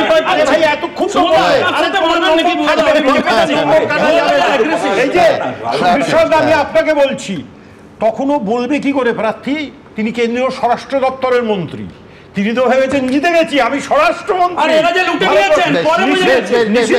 আমি বলছি দেখুন, আমার হাতে কাহানিমে একটা টুইস্টও আছে, সেটাই আসবো, কিন্তু তার আগে এই অনুষ্ঠানে রিপিট টেলিকাস্ট যখন হবে আমি দেখানোর চেষ্টা করব যে ভোটের দিন এই অনুষ্ঠানে ঘণ্টাখানেক সঙ্গে সমান অনুষ্ঠানে কিরাম ভোট হয়েছে প্রশ্ন ছিল। তাতে নিশীথ প্রামাণিক শুধু যে উচ্ছ্বসিত হয়েছিলেন দারুণ ভোট হয়েছে তা নয়, বিশ্বনাথ চক্রবর্তী দু একটা উদাহরণ দিয়ে বলার চেষ্টা করছিলেন যে ভোট কি পুরোটা সুষ্ঠু এবং নিরপেক্ষ হয়েছে, তার কারণ এই হয়েছে। একেবারে কার্যত প্রার্থী হিসেবে নসাৎ করে অভিযোগ যে আপনি কিচ্ছু জানেন না, এই ধরনের কিছু শব্দবন্ধ প্রয়োগ করে যে দারুণ ভোট হয়েছে, এ কথা কে বলেছিলেন? বিজেপির প্রার্থী লোকসভা কেন্দ্রের এবং স্বরাষ্ট্র প্রতিমন্ত্রী, প্রাক্তন কেন্দ্রীয় স্বরাষ্ট্র প্রতিমন্ত্রী নিশীথ প্রামাণিক। আমি চেষ্টা করব রিপিট টেলিকাস্টে সেটা দেখানোর, কিন্তু কাহানিমে টুইস্টের আগে জেপি নাড্ডার কথা, সেই কনভয় আক্রমণের কথা এতবার হলো, আমি দ্রুত একবার পরের প্রতিবেদনটা দেখে নেব। आज का हमला हुआ, इसका पीछे अंसारुल बांग्ला, हिजबुल मुजाहिदीन और बांग्लादेश का जमात हिफाजत, ये सब मिला हुआ है। কোচবিহারে ধুন্ধুমার পরিস্থিতি নিয়ে বিস্ফোরক অভিযোগ করলেন শুভেন্দু অধিকারী। বাংলাদেশি রোহিঙ্গাদের পাশাপাশি হামলার নেপথ্যে 3 কুখ্যাত জঙ্গি গোষ্ঠী হিজবুল মুজাহিদিন, আনসারুল বাংলা এবং জামাতের নামও টানলেন তিনি। ছোটবেলায় চাঁদ মামা বলে একটা কমিক্স পড়তাম, একটা ছোটদের বই পড়তাম, তাতে এই ধরনের কিছু ক্যারেক্টার থাকতো যারা সবসময় ওই বিভিন্ন অনুমান ভিত্তিক কাল্পনিক ইলিউশন এসবের মধ্যে ঘুরে বেড়াতো। আমার বিরোধী দলনেতার এই ধরনের অভিযোগ শুনলে ছোটবেলায় ফেলে আসা সেই ছোটদের পত্রিকা চাঁদ মামার কথা মনে পড়ে। কোচবিহারে শুভেন্দু অধিকারীর কনভয় হামলার ঘটনা অনেককেই মনে করিয়ে দিয়েছে 2020 সালের কথা। মঙ্গলবার কোচবিহারে যেমন বিরোধী দলনেতার কনভয় হামলা হয়েছে, 5 বছর আগে তেমনি দক্ষিণ 24 পরগনার ডায়মন্ড হারবারের সভায় যাওয়ার পথে হামলা হয়েছিল বিজেপির সর্বভারতীয় সভাপতি জেপি নাড্ডার কনভয়। সেই ঘটনাতেও প্রশ্নের মুখে পড়েছিল পুলিশের ভূমিকা। কেন্দ্র এবং রাজ্য সরকারের মধ্যে বিস্তর চাপানুতর চলেছিল, কিন্তু শেষ অবধি পুলিশ কর্তাদের বিরুদ্ধে কোনো ব্যবস্থা নেওয়া হয়নি। কিছু কিছু ঘটনা ঘটে, কিন্তু এদের কোনটা সত্য আর কোনটা মিথ্যা বলাটা কঠিন। আচ্ছা, ওই নাড্ডার গাড়িতে নাকি খুব হামলা হয়েছিল, দিল্লির স্বরাষ্ট্র দপ্তর অথবা সিবিআই কেউ তো কিছু করলো না, বললো না। তাহলে এগুলো কতটা ঠিক আর কতটা বেঠিক, কতটা বাজার গরম করার জন্য এটা বলা খুব কঠিন। জেপি নাড্ডার কনভয় হামলার পর এ রাজ্যের 3 আইপিএস অফিসারকে কেন্দ্রীয় স্বরাষ্ট্রমন্ত্রকে রিপোর্ট করতে বলে রাজ্যকে চিঠি দেয় মোদী সরকার। পাল্টা চিঠি পাঠিয়ে রাজ্য সরকার জানিয়ে দেয় এভাবে রাজ্যের 3 আইপিএস অফিসারকে ডেকে পাঠাতে পারে না কেন্দ্র। এরপর সংঘাতের আঁচ আরো বাড়িয়ে এই 3 আইপিএস অফিসারের পোস্টিং ঘোষণা করে দেয় কেন্দ্র। পাল্টা সুর চড়িয়ে মমতা বন্দ্যোপাধ্যায়ও সোশ্যাল মিডিয়ায় লেখেন, ঘুরপথে রাজ্যের প্রশাসন নিয়ন্ত্রণের জন্য কেন্দ্রের এই উদ্যোগ আমরা কোনো অবস্থাতেই মেনে নেব না। পশ্চিমবঙ্গ আধিপত্যবাদী অগণতান্ত্রিক শক্তির সামনে মাথা নোয়াবে না। এত টানাপোড়েনের পরেও শেষ অবধি 3 অফিসারকে কেন্দ্রীয় পদে যোগ দেওয়ার ছাড়পত্র দেয়নি রাজ্য। এমনকি তারপরই তৎকালীন আইজি দক্ষিণবঙ্গ রাজীব মিশ্রকে পদোন্নতি দিয়ে এডিজি দক্ষিণবঙ্গ করে নবান্ন। আর ডায়মন্ড হারবারের তৎকালীন পুলিশ সুপার ভোলানাথ পান্ডেকে হোমগার্ডের সিনিয়র স্টাফ অফিসার পদে পাঠানো হয়। কোচবিহারে কনভয় হামলার পর শুভেন্দু অধিকারী যখন পুলিশের ভূমিকা নিয়ে প্রশ্ন তুলছেন, তখন 2020 সালের ঘটনা মনে করিয়ে অনেকেই প্রশ্ন তুলছেন। পুলিশের ভূমিকা নিয়ে প্রশ্ন তো স্বয়ং বিজেপির সর্বভারতীয় সভাপতির কনভয় হামলার পরেও উঠেছিল। তখন কেন তাদের বিরুদ্ধে কড়া ব্যবস্থা নেয়নি কেন্দ্রীয় সরকার? কি করেছিল অমিত শাহের স্বরাষ্ট্রমন্ত্রক? বিজেপি আর তৃণমূলের এই যে লড়াইটা, এটা অনেকটা ওই গ্রাম বাংলার ওই যাত্রাপালা রাম রাবণের যুদ্ধের মতো আর কি। অনেক হেভি যুদ্ধ হচ্ছে, খুব যুদ্ধ করছে। তারপরে যুদ্ধের শেষে মানে যাত্রার শেষে গ্রিন রুমের পেছনে মানে পর্দার পেছনে গিয়ে সবাই একসঙ্গে বিড়ি ভাগ করে খায়। বিজেপি আর তৃণমূল হচ্ছে এই অবস্থা। পাল্টা জবাব দিয়েছে বিজেপি ও তৃণমূল। কেন্দ্রীয় সরকার এবং রাজ্য সরকারের দেওয়া নিরাপত্তা নিয়ে তার কনভয় যাচ্ছিল। এরকম একটি কনভয়ে যদি হামলা হয়, তা শুধু বিরোধী দলনেতা ব্যক্তি শুভেন্দু অধিকারীর উপর আক্রমণ না, তা ভারতীয় জনতা পার্টির উপর আক্রমণ এবং ভারতীয় গণতন্ত্রের মূলে কুঠারাঘাত। এটাই হচ্ছে পশ্চিমবঙ্গের আইন শৃঙ্খলার পরিস্থিতি, এটাই হচ্ছে পশ্চিমবঙ্গের পুলিশের নিষ্ক্রিয়তার একটি বড় উদাহরণ। সাধারণ মানুষ এখন ক্ষোভে ফেটে পড়ছে বিজেপির উপরে। কি করবে পুলিশ, কিভাবে করবে? আজকে যখন বিক্ষোভ হয় সাধারণভাবে, জনতার রোষ, সেটা সমুদ্রের ঢেউয়ের মতন, তাকে কে আটকাবে? কোন বালির বাঁধ আটকাবে তাকে? আইপিএস অফিসাররা কেন্দ্রীয় স্বরাষ্ট্রমন্ত্রকে রিপোর্ট করেন। এবার কি শুভেন্দু অধিকারীর অভিযোগের প্রেক্ষিতে অমিত শাহের মন্ত্রক কোনো কড়া ব্যবস্থা নেবে? দীপক ঘোষ, রুমা পাল ও ঐশী মুখোপাধ্যায়, এবিপি আনন্দ। দেখুন, আমি এবার যেটা বলবো তাতে শুধু চমক আছে তা নয়, একেবারে ব্যক্তিগত অভিজ্ঞতা থেকে বলবো। আমাদের দুর্ভাগ্য যে এই কনভয় হামলা হওয়া এবং এই বিষয়গুলো, বিরোধী দল কোথাও সভা করতে যাচ্ছে, সেখানে কালো পতাকা, সেখানে ইট বৃষ্টি, সেখানে আক্রমণ, এইগুলো কোনো সময়কালের মধ্যে এই রাজ্যে বেঁধে থাকে না। তার কারণ হচ্ছে যে এটা একটা খারাপ কুৎসিত রাজনৈতিক সংস্কৃতির অংশ হয়ে গেছে। আমি এইখানে একেবারে প্রথমে আপনাদের দেখাবো, ওই যে বলছিলাম কাহানি মে টুইস্ট। 2007 সালের 28শে অক্টোবর মমতা বন্দ্যোপাধ্যায়, তখন বিরোধী দলনেত্রী, নন্দীগ্রাম যাচ্ছেন। তেখালি ব্রিজের কাছে সিপিএমের পার্টি অফিস থেকে তার ওপর হামলার একেবারে স্পষ্ট অভিযোগ উঠল। এবং শুধু হামলা, সাধারণ হামলা নয়, বলা হলো যে গুলি চালানো হয়েছে তার কনভয় লক্ষ্য করে। একেবারে বিভিন্ন জায়গায় পথ অবরোধ শুরু করলো তৃণমূল কংগ্রেস। গোকুলনগরে পথ অবরোধ হলো এবং গোকুলনগরের পথ অবরোধে নেতৃত্ব দিলেন শুভেন্দু অধিকারী। তার হাতে একটা আশ্চর্য জিনিস ছিল, না এরম পেনের ক্যাপ নয়, বুলেট। একেবারে হাতে বুলেট নিয়ে শুভেন্দু অধিকারী বলেছিলেন যে মমতা বন্দ্যোপাধ্যায়ের কনভয় তেখালি ব্রিজের কাছে। যারা খেয়াল করতে পাচ্ছেন না, আমি একবার মনে করিয়ে দেব, শুভেন্দু অধিকারী কিন্তু তখন তৃণমূল কংগ্রেসের ডাকসাইতে নেতা।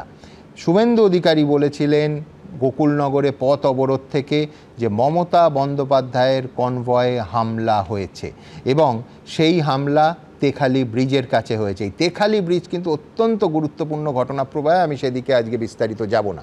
কিন্তু কি বলেছিলেন শুভেন্দু অধিকারী, মমতা বন্দ্যোপাধ্যায় কি বলেছিলেন 2007 সালের 28শে অক্টোবর? কেন এতবার বলছি যে এটা আমাদের পশ্চিমবঙ্গের একটা কুৎসিত রাজনৈতিক সংস্কৃতি, কনভয় আক্রান্ত হওয়া, আমি দেখাবো সেদিনের অভিযোগ আপনাদের সামনে।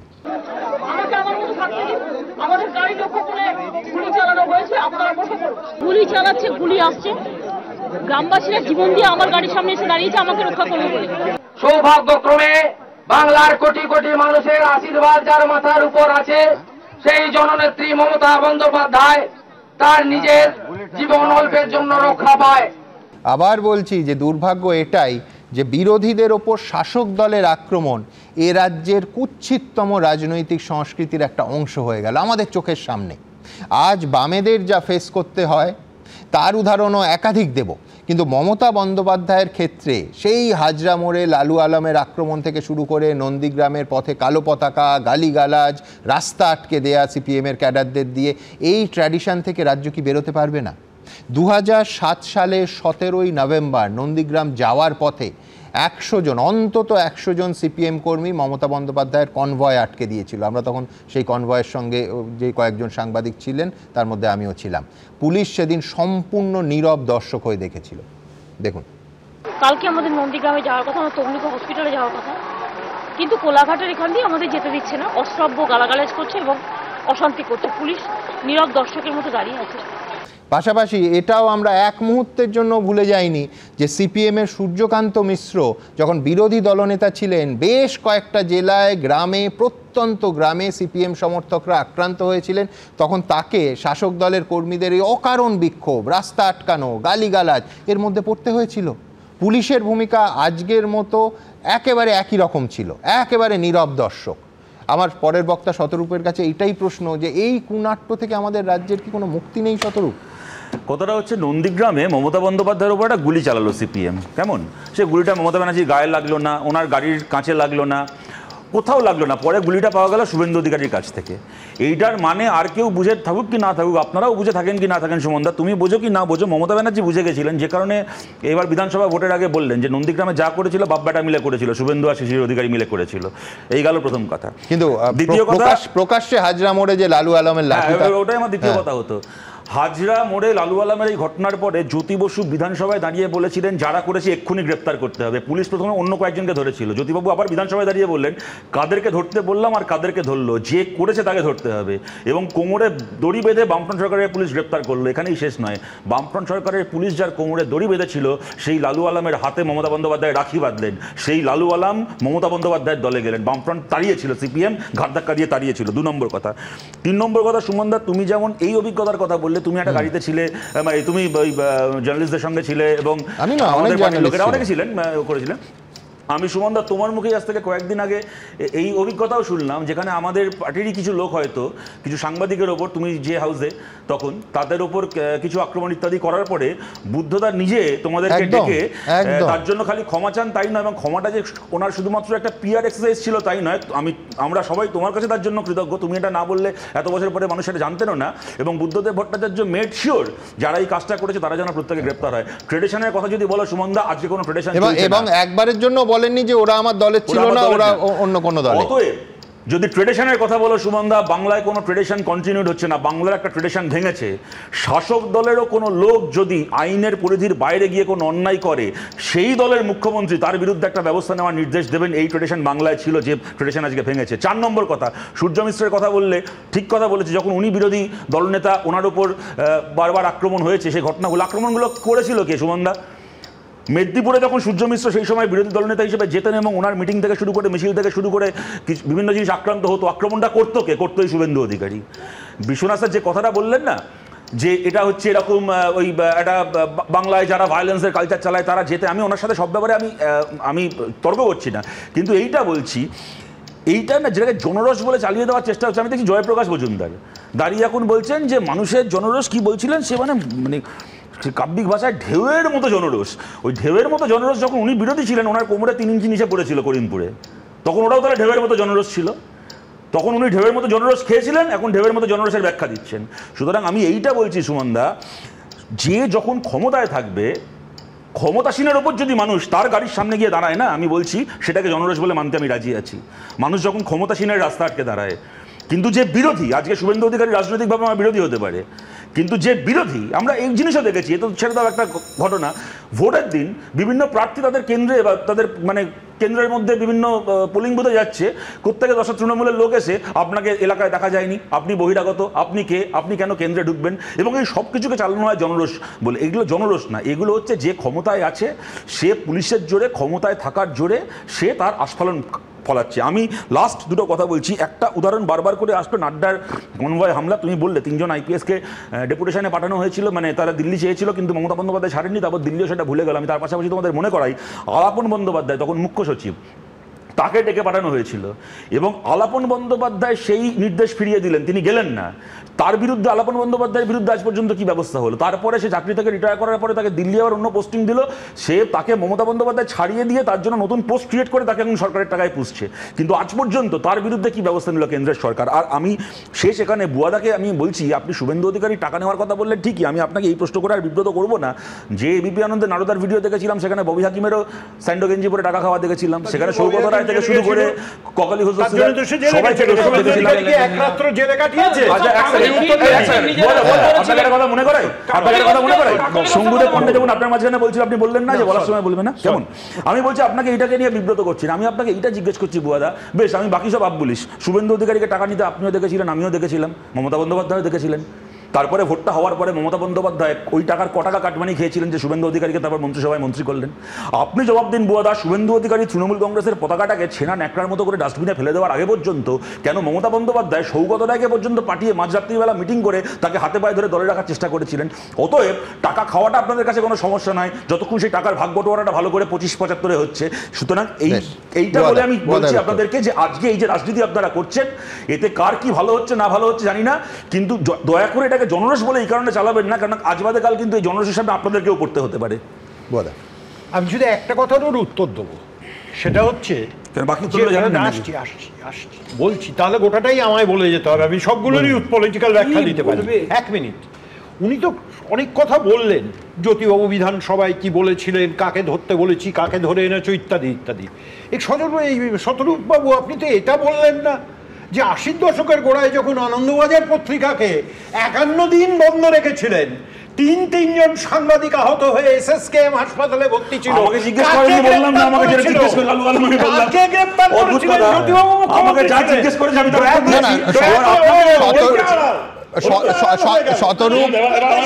শতরূপ এটা নিশ্চিতভাবে বলবে না যে 34 বছরে বামফ্রন্ট সরকার কোনো অন্যায় করেনি, কোনো অপরাধকে ঢাকার চেষ্টা করেনি, এটা বলতে পারে না। 34 বছরের দায়িত্ব শতরূপ কি করে নেবে? অনেক বছর ধরে আমাকে দেখছো, আমি আজ পর্যন্ত এরকম কথা বলিনি যে 34 বছরে বামফ্রন্ট সরকারের সময় কোনো অন্যায় হয়নি এবং যতদিন বেঁচে আছি বলবো না। কিন্তু আমি এটা বলছি যে বুয়াদা যেটা বলছেন তার উত্তর, আমার এই প্রশ্নের উত্তর এটা হলো না যে শুভেন্দু অধিকারী টাকা খাওয়ার পরেও কেন মমতা বন্দ্যোপাধ্যায় তাকে সেই ভোটেই আবার জিতিয়ে এনে মন্ত্রী করলেন। আপনাকে উত্তর দিতে হবে, আপনি হয় দিন উত্তর, নাহলে বলে দিন মমতা ব্যানার্জিকে নিয়ে প্রশ্ন করলে আমার উত্তর দেওয়ার ক্ষমতা নেই, আমি এড়িয়ে যাচ্ছি। পরিষ্কার বলুন। তার কারণ হচ্ছে তারপরে তুমি দল ছেড়ে চলে গেছে। আরে কে বলে? 17 সালে টাইম ফ্রেমটা ঠিক হচ্ছে না। যাকে বেশ তোমরা এত কি বলছেন আপনি? কি বলছেন? 2020 সালে না, ভুল বলছেন। শুনিস 20 তারপরে 21-এর ভোটের আগে 2020-তে এর টাইম ফ্রেম নিয়ে আমার একদম একেবারে দায়িত্ব নিয়ে এই কথা আমি বলতে পারি। কিন্তু এখান থেকে আমি আমার পরবর্তী প্রতিবেদন, সেটা হচ্ছে যে শাসক এবং বিরোধী, যে মুহূর্তে বিরোধী দলের কর্মসূচি ভোট এগোচ্ছে সেখানে শাসকের আক্রমণ নেমে আসছে বিরোধীদের ওপর। আবার বলছি, এ শুধু 2025-এর বিষয় নয়, একটার পর একটা খারাপ উদাহরণ সেট করেছে আমাদের এই রাজ্য। আবার বলছি, রাজনৈতিক সংস্কৃতির গোলমাল দেখুন। वहाँ मोल्ला यूनुस जो कर रहा है, ममता खाला यहाँ एक ही काम कर रहा है। বিজেপি তারাই নিজেদের গাড়ি ভেঙে ফুটেজ পেতে, সিম্প্যাথি গ্রো করতে এই ধরনের নাটক করছে। উত্তরবঙ্গে শুভেন্দু অধিকারীর কনভয়ে হামলা, আর তা নিয়ে মঙ্গলবার উত্তাল হলো রাজ্য রাজনীতি। আক্রমণ শানাতে গিয়ে শুভেন্দু অধিকারী টেনে আনলেন মমতা বন্দ্যোপাধ্যায়ের নাম। বাম আমলে বিরোধী দলনেত্রী থাকাকালীন যার রাজনৈতিক কর্মসূচিতেও বারবার হামলা ও বাধা দেওয়ার অভিযোগ উঠেছে। 2007 সালের নভেম্বরে তমলুকে যাওয়ার পথে পাঁশকুড়ার কাছে সিপিএম এর বিক্ষোভে আটকে যায় মমতা বন্দ্যোপাধ্যায়ের গাড়ি। ঘণ্টাখানেক আটকে থাকার পর এক তৃণমূল কর্মীর বাইকে চেপে গন্তব্যে পৌঁছন বিরোধী দলনেত্রী মমতা বন্দ্যোপাধ্যায়। 2007 সালের এই অক্টোবরে নন্দীগ্রাম যাওয়ার পথে মমতা বন্দ্যোপাধ্যায়ের কনভয় লক্ষ্য করে গুলি ছোড়ার অভিযোগ ওঠে। 1990 সালে এই অগাস্ট মাসেই কলকাতায় হাজরা মোড়ে আক্রান্ত হন মমতা বন্দ্যোপাধ্যায়। ছোটবেলায় চাঁদ মামা বলে একটা কমিক্স পড়তাম, একটা ছোটদের বই পড়তাম। অনুমান ভিত্তিক, কাল্পনিক, ইলিউশন এসবের মধ্যে ঘুরে বেড়াতো। বিরোধী দলনেতার এই ধরনের অভিযোগ শুনলে ছোটবেলায় ফেলে আসা সেই ছোটদের পত্রিকা চাঁদ মামার কথা মনে পড়ে। এই যে সমস্ত খালি বলে না হামলা করেছে, গাড়িতে হামলা করেছে, কনভয় হামলা করেছে, কিছু কিছু ঘটনা ঘটে, কিন্তু এদের কোনটা সত্য আর কোনটা মিথ্যা বলাটা কঠিন। বিরোধী দলনেত্রী থাকাকালীন মমতা বন্দ্যোপাধ্যায় আক্রান্ত হলে বহু ক্ষেত্রেই ঘনিষ্ঠ অনুগামী হিসাবে তার আশপাশে যাকে দেখা যেত সেই শুভেন্দু অধিকারী এখন মমতা বন্দ্যোপাধ্যায়ের প্রতিপক্ষ। এখন তার কনভয়ে হামলা নিয়েও চড়ছে রাজনীতির পারদ। কনভয়ে হামলার পাল্টা হুমকি দিয়েছেন শুভেন্দু অধিকারীও। আমি যদি সত্যিকারে সনাতনী হয়ে থাকি, আমার পরিবারের বিপিন অধিকারী যদি ব্রিটিশের জেলে গিয়ে থাকে, এর হিসাব আমি নেব, হিসাব আমি নেব। বদলা হবে, বদলাও হবে, বদলা হবে, বদলাও হবে। শুভেন্দু অধিকারীর কথা এখন হয়ে গেছে একটা যাত্রা বা নাটকের সংলাপের মতন। চোখ পাকিয়ে মুখ বিকৃত করে উত্তেজিত হয়ে যাচ্ছেন, তখন আমার মনে হয় যে মানসিক সন্তুলন অত ঠিক নেই শুভেন্দু বাবুর। হামলা, কাঁচ ভাঙা, পাল্টা জিতলে বদলা নেওয়ার হুমকি। পশ্চিমবঙ্গের রাজনীতি কি কোনোদিনই সন্ত্রাস মুক্ত হতে পারবে না? শুভেন্দু ভট্টাচার্য, দীপক ঘোষ, রুমা পালের রিপোর্ট, এবিপি আনন্দ। দেখুন, এত বড় ঘটনা পুলিশ ঘটনার সময় কার্যত দাঁড়িয়ে দেখলো, আটকাতে পারল না। এখনো পর্যন্ত গ্রেফতার মাত্র 3 জন। অভিযুক্ত শাসক দল বলেই কি নিষ্ক্রিয়তা? এই ঘটনায় যদি বিরোধী দলের দিক থেকে হতো, পুলিশ তো আমাদের অভিজ্ঞতা থেকে জানি চূড়ান্ত সক্রিয় ভূমিকায় নেমে পড়তো। তবে এই অনুষ্ঠানে আপনারা জানেন প্রত্যেকটা অ্যাঙ্গেল, প্রত্যেকটা দৃষ্টিকোণ আমরা বিচার করি। প্রকাশ্যে হিজবুল মুজাহিদিন আর জামাত আর আনসারুল বাংলা তারা এই হামলা চালিয়েছে, এটারও যেটা শুভেন্দু অধিকারী অভিযোগ করেছেন, কোনো প্রমাণ আছে কি? হিজবুল কাশ্মীর ছেড়ে কোচবিহারে এসে এই হামলা চালিয়েছে, এই অভিযোগও কিন্তু প্রমাণ করতে হবে। আমি বলছি, এটার কি কোনো দরকার ছিল? আমরা প্রত্যেকে একমত যে ঘটনা ভয়ঙ্কর, কিন্তু তাতেও সন্ত্রাসবাদের রং চড়ছে না তো? আমার পরের বক্তা সমীর রাইচের কাছে আমার এইটাই প্রশ্ন থাকবে। দেখো, প্রথম কথা, আজকে যেই ঘটনাটা ঘটেছে এটাকে আমার মনে হয় না কোনো সুস্থ মানুষ এটাকে সমর্থন করবে। ঠিক। এবং আমি এটা বিশ্বাস করি যে এটা তৃণমূলের করার দরকার ছিল না। যখন আপনাদের নেতারাই বলছেন শাসক দলের যে জনরোষ এতটাই তৈরি হয়েছে উত্তরবঙ্গে এবং মানুষ নাকি রাস্তায় নেমে আসছেন, তো মানুষ যদি রাস্তায় নেমে আসেন, যদি বিরোধী দলের সমালোচনা করেন, তাহলে আপনাদের মারপিট করার দরকার কী? কারণ আপনারা নিজেরাই বললেন আমাদের সমর্থনটা, আমার ফ্ল্যাগ ট্যাগ সবই দেখলাম। এবং সবচেয়ে বড়, জয়প্রকাশ দা বললেন তৃণমূলের যে জনরোষের এমন একটা জোয়ার, সেটা কি আর বালির বাঁধে সত্যি আটকানো যায়? মানে খালি বিবৃতিগুলো ফলো করুন। তৃতীয়ত, মাননীয় কুণাল ঘোষ বললেন যে ওদের কথা শুনে মনে হচ্ছে সেই ছোটোবেলার কথা মনে পড়ে যাচ্ছে, সেই চাঁদ মামার গল্প। আমি খালি একটা কথা বলবো মাননীয় কুণাল ঘোষকে, যে আপনি প্লিজ আপনার ছোটোবেলাটা ভুলে যান, ওটা মনে করার দরকার নেই। আপনি বড়োবেলাটা প্লিজ মনে রাখুন, তাতে বাংলার লাভ হবে। এই যে আজকে যেই দৃষ্টান্তটা এরা দিনের পর দিন তৈরি করছে, এরা বুঝতে পারছে না যে আগামী দিনে যদি এটা ঠিক রিপিট হয়, অপোজিট হয়, গোটা বাংলার পরিস্থিতিটা আরও কোন দিকে যাবে। আমি একজন সাধারণ নাগরিক হিসেবে আমি ভয় পাই যে আমাদের 2026-এর ভোটটাতে কীভাবে রক্তাক্ত হবে, তার মানে মানুষ কীভাবে রক্তাক্ত হবে। আমার কথা হলো, একটা গণতান্ত্রিক দেশে কোনো দল, কোনো মানুষ যদি সে ভাবে না আমি এই দলকে সমর্থন করি না, আমি ওই দলকে সমর্থন করি, সেটা কি অপরাধ? আজকে উদয়ন গুহর যে বডি ল্যাঙ্গুয়েজ, এটাকে মানা যায়? এটা কোনো শিক্ষিত মানুষ বা কোনো সাধারণ মানুষ, আমরা সবসময় বলতে শুনি মমতা ব্যানার্জি জিতবেন, ও তো টাকা ছড়িয়ে দেবে। আমি বলছি সেই দিন নেই। সাধারণ মানুষকে যা ভাবা হচ্ছে এটা নয়। আমরা কিন্তু বামফ্রন্ট আমলেও, যখন বামফ্রন্ট চলে গেছিল, আমরা কিন্তু দেখেছিলাম যে সাধারণ মানুষের ক্ষমতাটা কি। এই পুলিশ দিয়ে যারা এগুলো আটকানোর চেষ্টা করছেন এবং যেভাবে ভোটটাকে লুট করছেন, এটা কখনোই কাঙ্ক্ষিত নয়। আমি বলছি, আবারও সমস্ত দলকে আমি সাবধান করছি যে আপনাদের রাজনৈতিক সংস্কৃতিটা চেঞ্জ করুন। আপনাদের রাজনৈতিক সংস্কৃতিটা বাংলাকে আরও অবক্ষয়ের দিকে নিয়ে যাচ্ছে। একদিকে বলছেন যে বাংলার জন্য আমরা এই বাংলা ভাষার এই, নিশ্চয়ই আমরা প্রত্যেকেই তাই, কিন্তু তার মানে এই নয় বাংলাকে আপনারা যা করছেন, বাংলাকে প্রতিদিন, প্রতি ঘন্টা, প্রতি মিনিটে আপনারা কলুষিত করছেন আপনাদের সংস্কৃতি দিয়ে। আজকে তৃণমূলের সংস্কৃতিটা হয়ে গেছে যে এমন একটা সংস্কৃতি যেটাকে অ্যান্টি সোশ্যাল সংস্কৃতি বলতে আমার দ্বিধা নেই। কোনো, যদি আমরা লাস্ট 2 বছর দেখি, কোনো একটি শিক্ষিত ভদ্র ছেলে যে সাচ্চা মানুষ তৃণমূলে জয়েন করছে না। কেন? যারা করছে তারা আইদার পলিটিক্যাল চাপ, হয় কলেজে ভর্তির জন্য, অথবা কলেজে ঢুকলে তাকে এক্সিস্ট করতে হবে। কেন? এবং এতটা হিংসাত্মক, এতটা ভিন্ডিকটিভ হলে, যেখানে আন্দোলন হয়েছে 10 মাস আগে ডাক্তারদের, সেইখানে এখন ডাক্তারদের পুলিশ দিয়ে নোটিশ পাঠাচ্ছেন। এটা কি হচ্ছে? এটা কি আমাদের সারাটা মানুষের অধিকার নেই যে সে কোনো প্রতিবাদ করতে পারবে না? মানুষের অধিকার নেই সে অন্য কোনো রাজনৈতিক দলকে সমর্থন করতে পারবে না? খালি আপনারাই জিতবেন। আপনাদের কয়েকজন জেতার জন্য কিছু মানুষ টাকা লোটার জন্য পশ্চিমবঙ্গের জন্ম হয়নি, এটা মনে রাখতে হবে। পশ্চিমবঙ্গের মানুষের, ভারতবর্ষের প্রত্যেক মানুষের অধিকার আছে যে সে তার ভোটটা দেবে। আবারও বলছি, যেমন করে আমি বলেছিলাম আগের দিন সুমন, যে এনআরসি বা যে কোনো কারণে যদি একজন বাঙালিও বা একজন ভারতীয় তাকে বিদেশে পাঠানো হয়, সেটা চরম অন্যায়, তার তীব্র প্রতিবাদ জানাচ্ছি। কিন্তু তার মানে এই নয়, আমি তো মনে করি যে বিজেপি যে অন্তত এটাকে শুরু করেছে, সেটা একটা শুভ দিক। কি যে ভারতবর্ষে সত্যি সত্যি বহিরাগততে ভরে রয়েছে, আজকে যার না তা না হলে কেন আমাদের পশ্চিমবঙ্গের ভোট অধিকাংশই ডিপেন্ড করে বহিরাগতদের ভোটের উপরে। এটা আজকে আমি বলছি না যে এটা শুধু এই শাসক দলের, তার আগে থেকেই শুরু হয়েছে। এই সংস্কৃতি বন্ধ হওয়া উচিত এবং আমি আবারও বলছি সমস্ত রাজনৈতিক দলের নেতাদের কাছে অনুরোধ করছি, আপনারা নিজেরা অনেস্ট হন।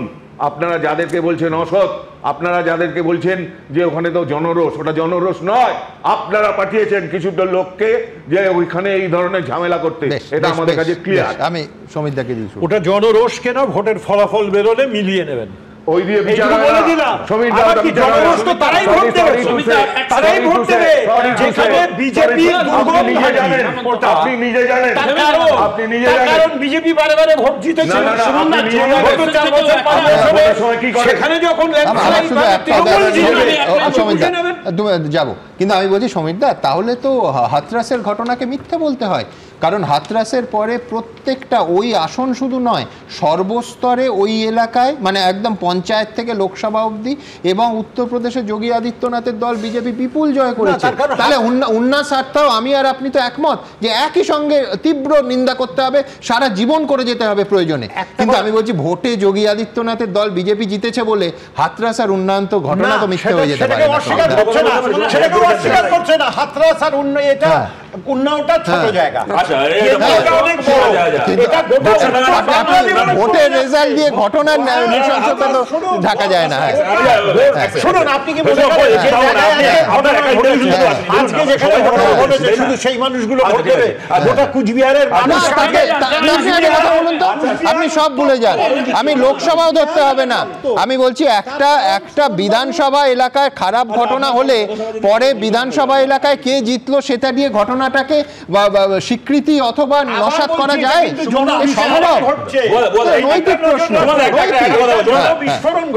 যেদিন আপনার পরে পথসভা হবে বলবেন আমরা সবাই যাবো, আজকে একটু বাকিদেরকেও বলতে দিন, সবাই খালি আপনার কথা শুনবো। আমি দুটো কথা বলছি। দেখো, প্রথম কথা হচ্ছে যে এই যে রোহিঙ্গা হিজবুল এইগুলো বলে যাবো, আপনার পথসভায় যাবো, জানেন না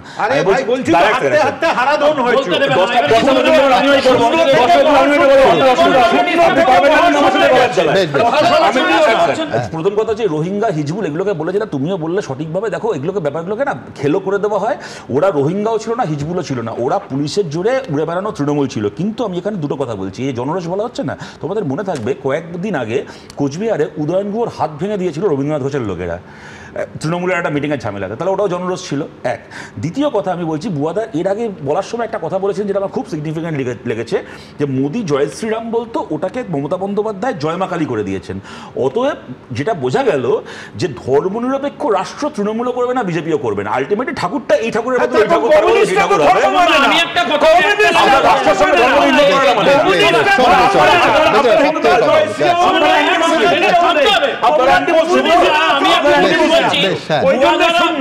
আরেকটা টার্গেট ছিল, যদি শুভেন্দু বাবুর উপর অ্যাটাক কোনোভাবে ফ্লপও করে, তাহলে যেহেতু ওনার কেন্দ্রীয় বাহিনী আছে, যদি কেন্দ্রীয় বাহিনী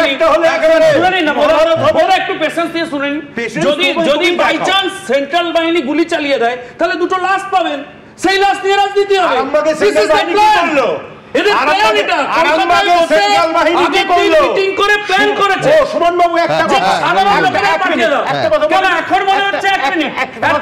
যখন বলছিলেন মনে ছিল না,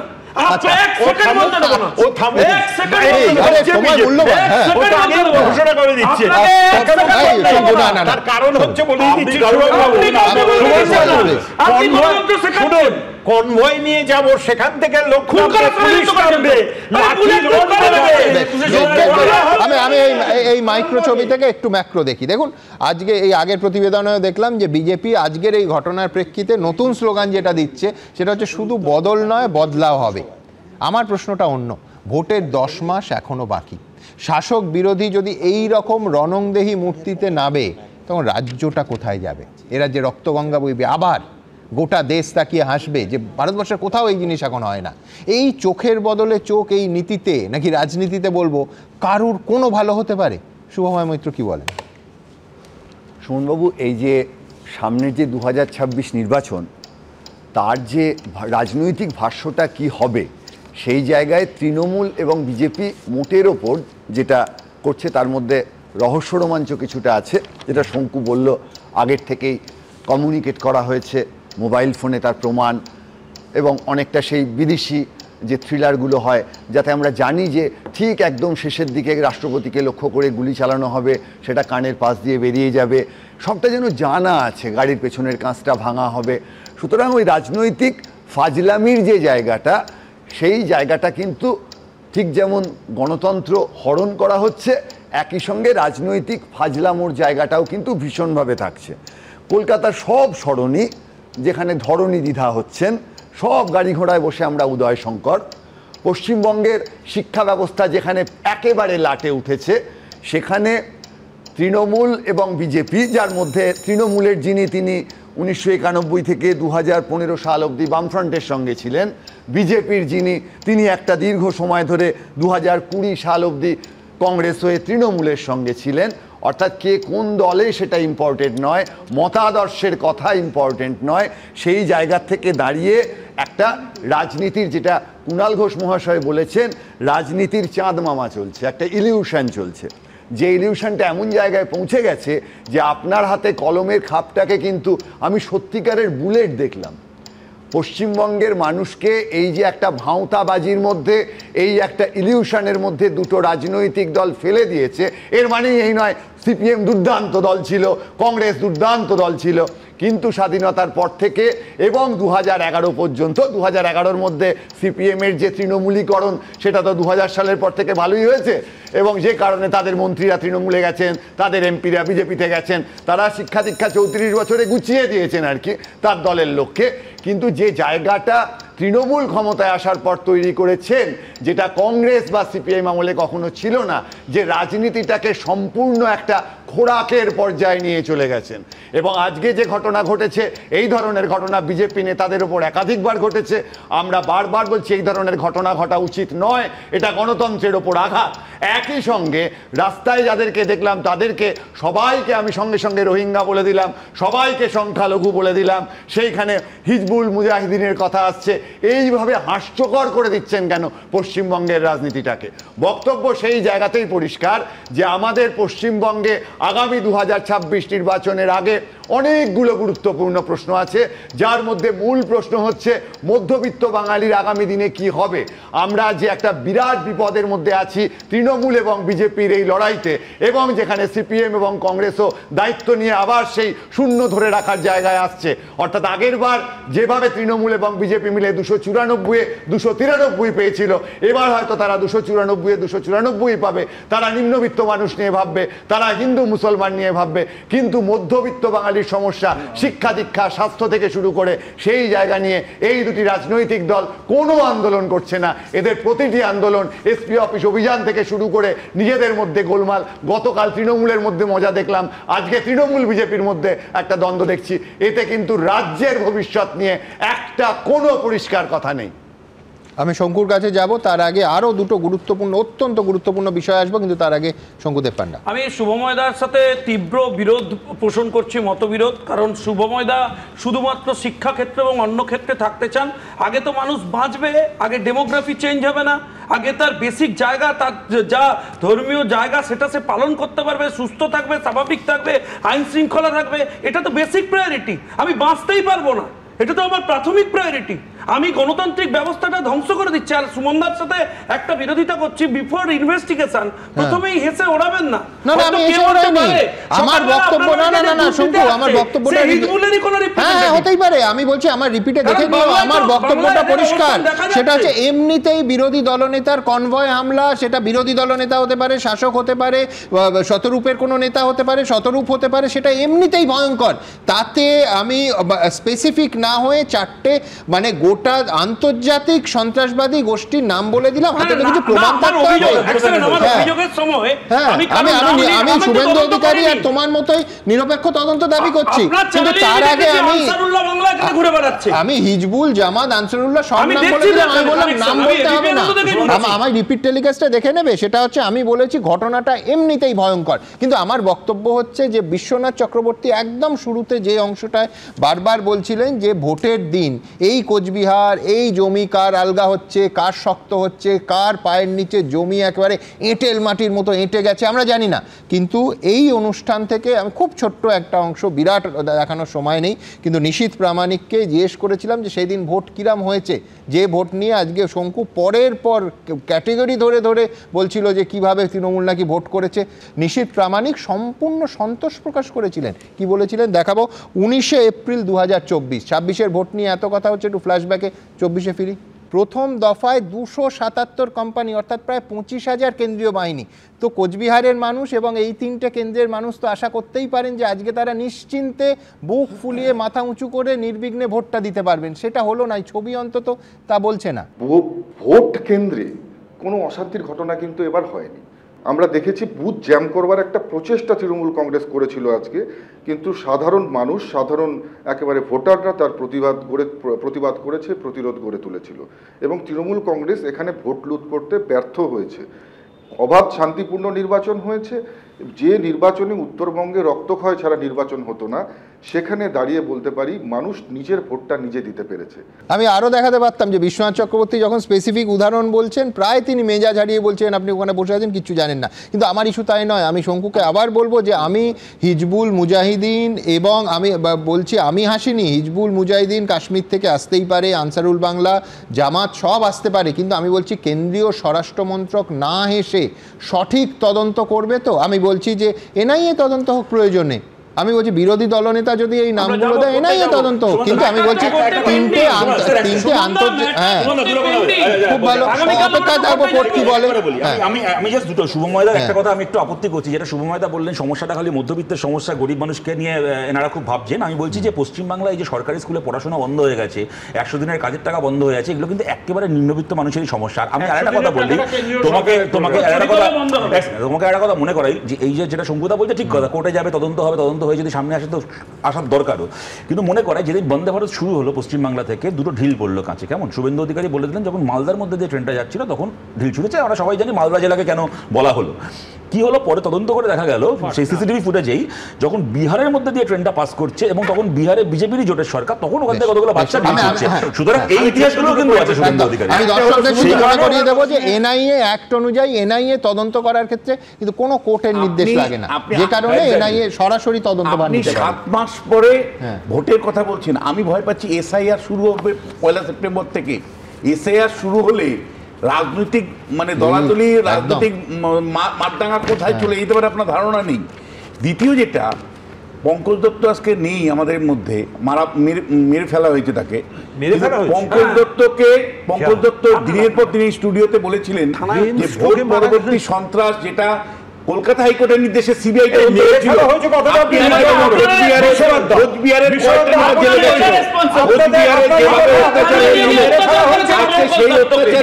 সিবিআই যদি ঠিক মতো তদন্ত করা হতো, সিবিআই যদি ঠিক মতো তদন্ত করতো, তাহলে কোচবিহারে একের পর এক নেতা জেলে যাওয়ার কথা ছিল।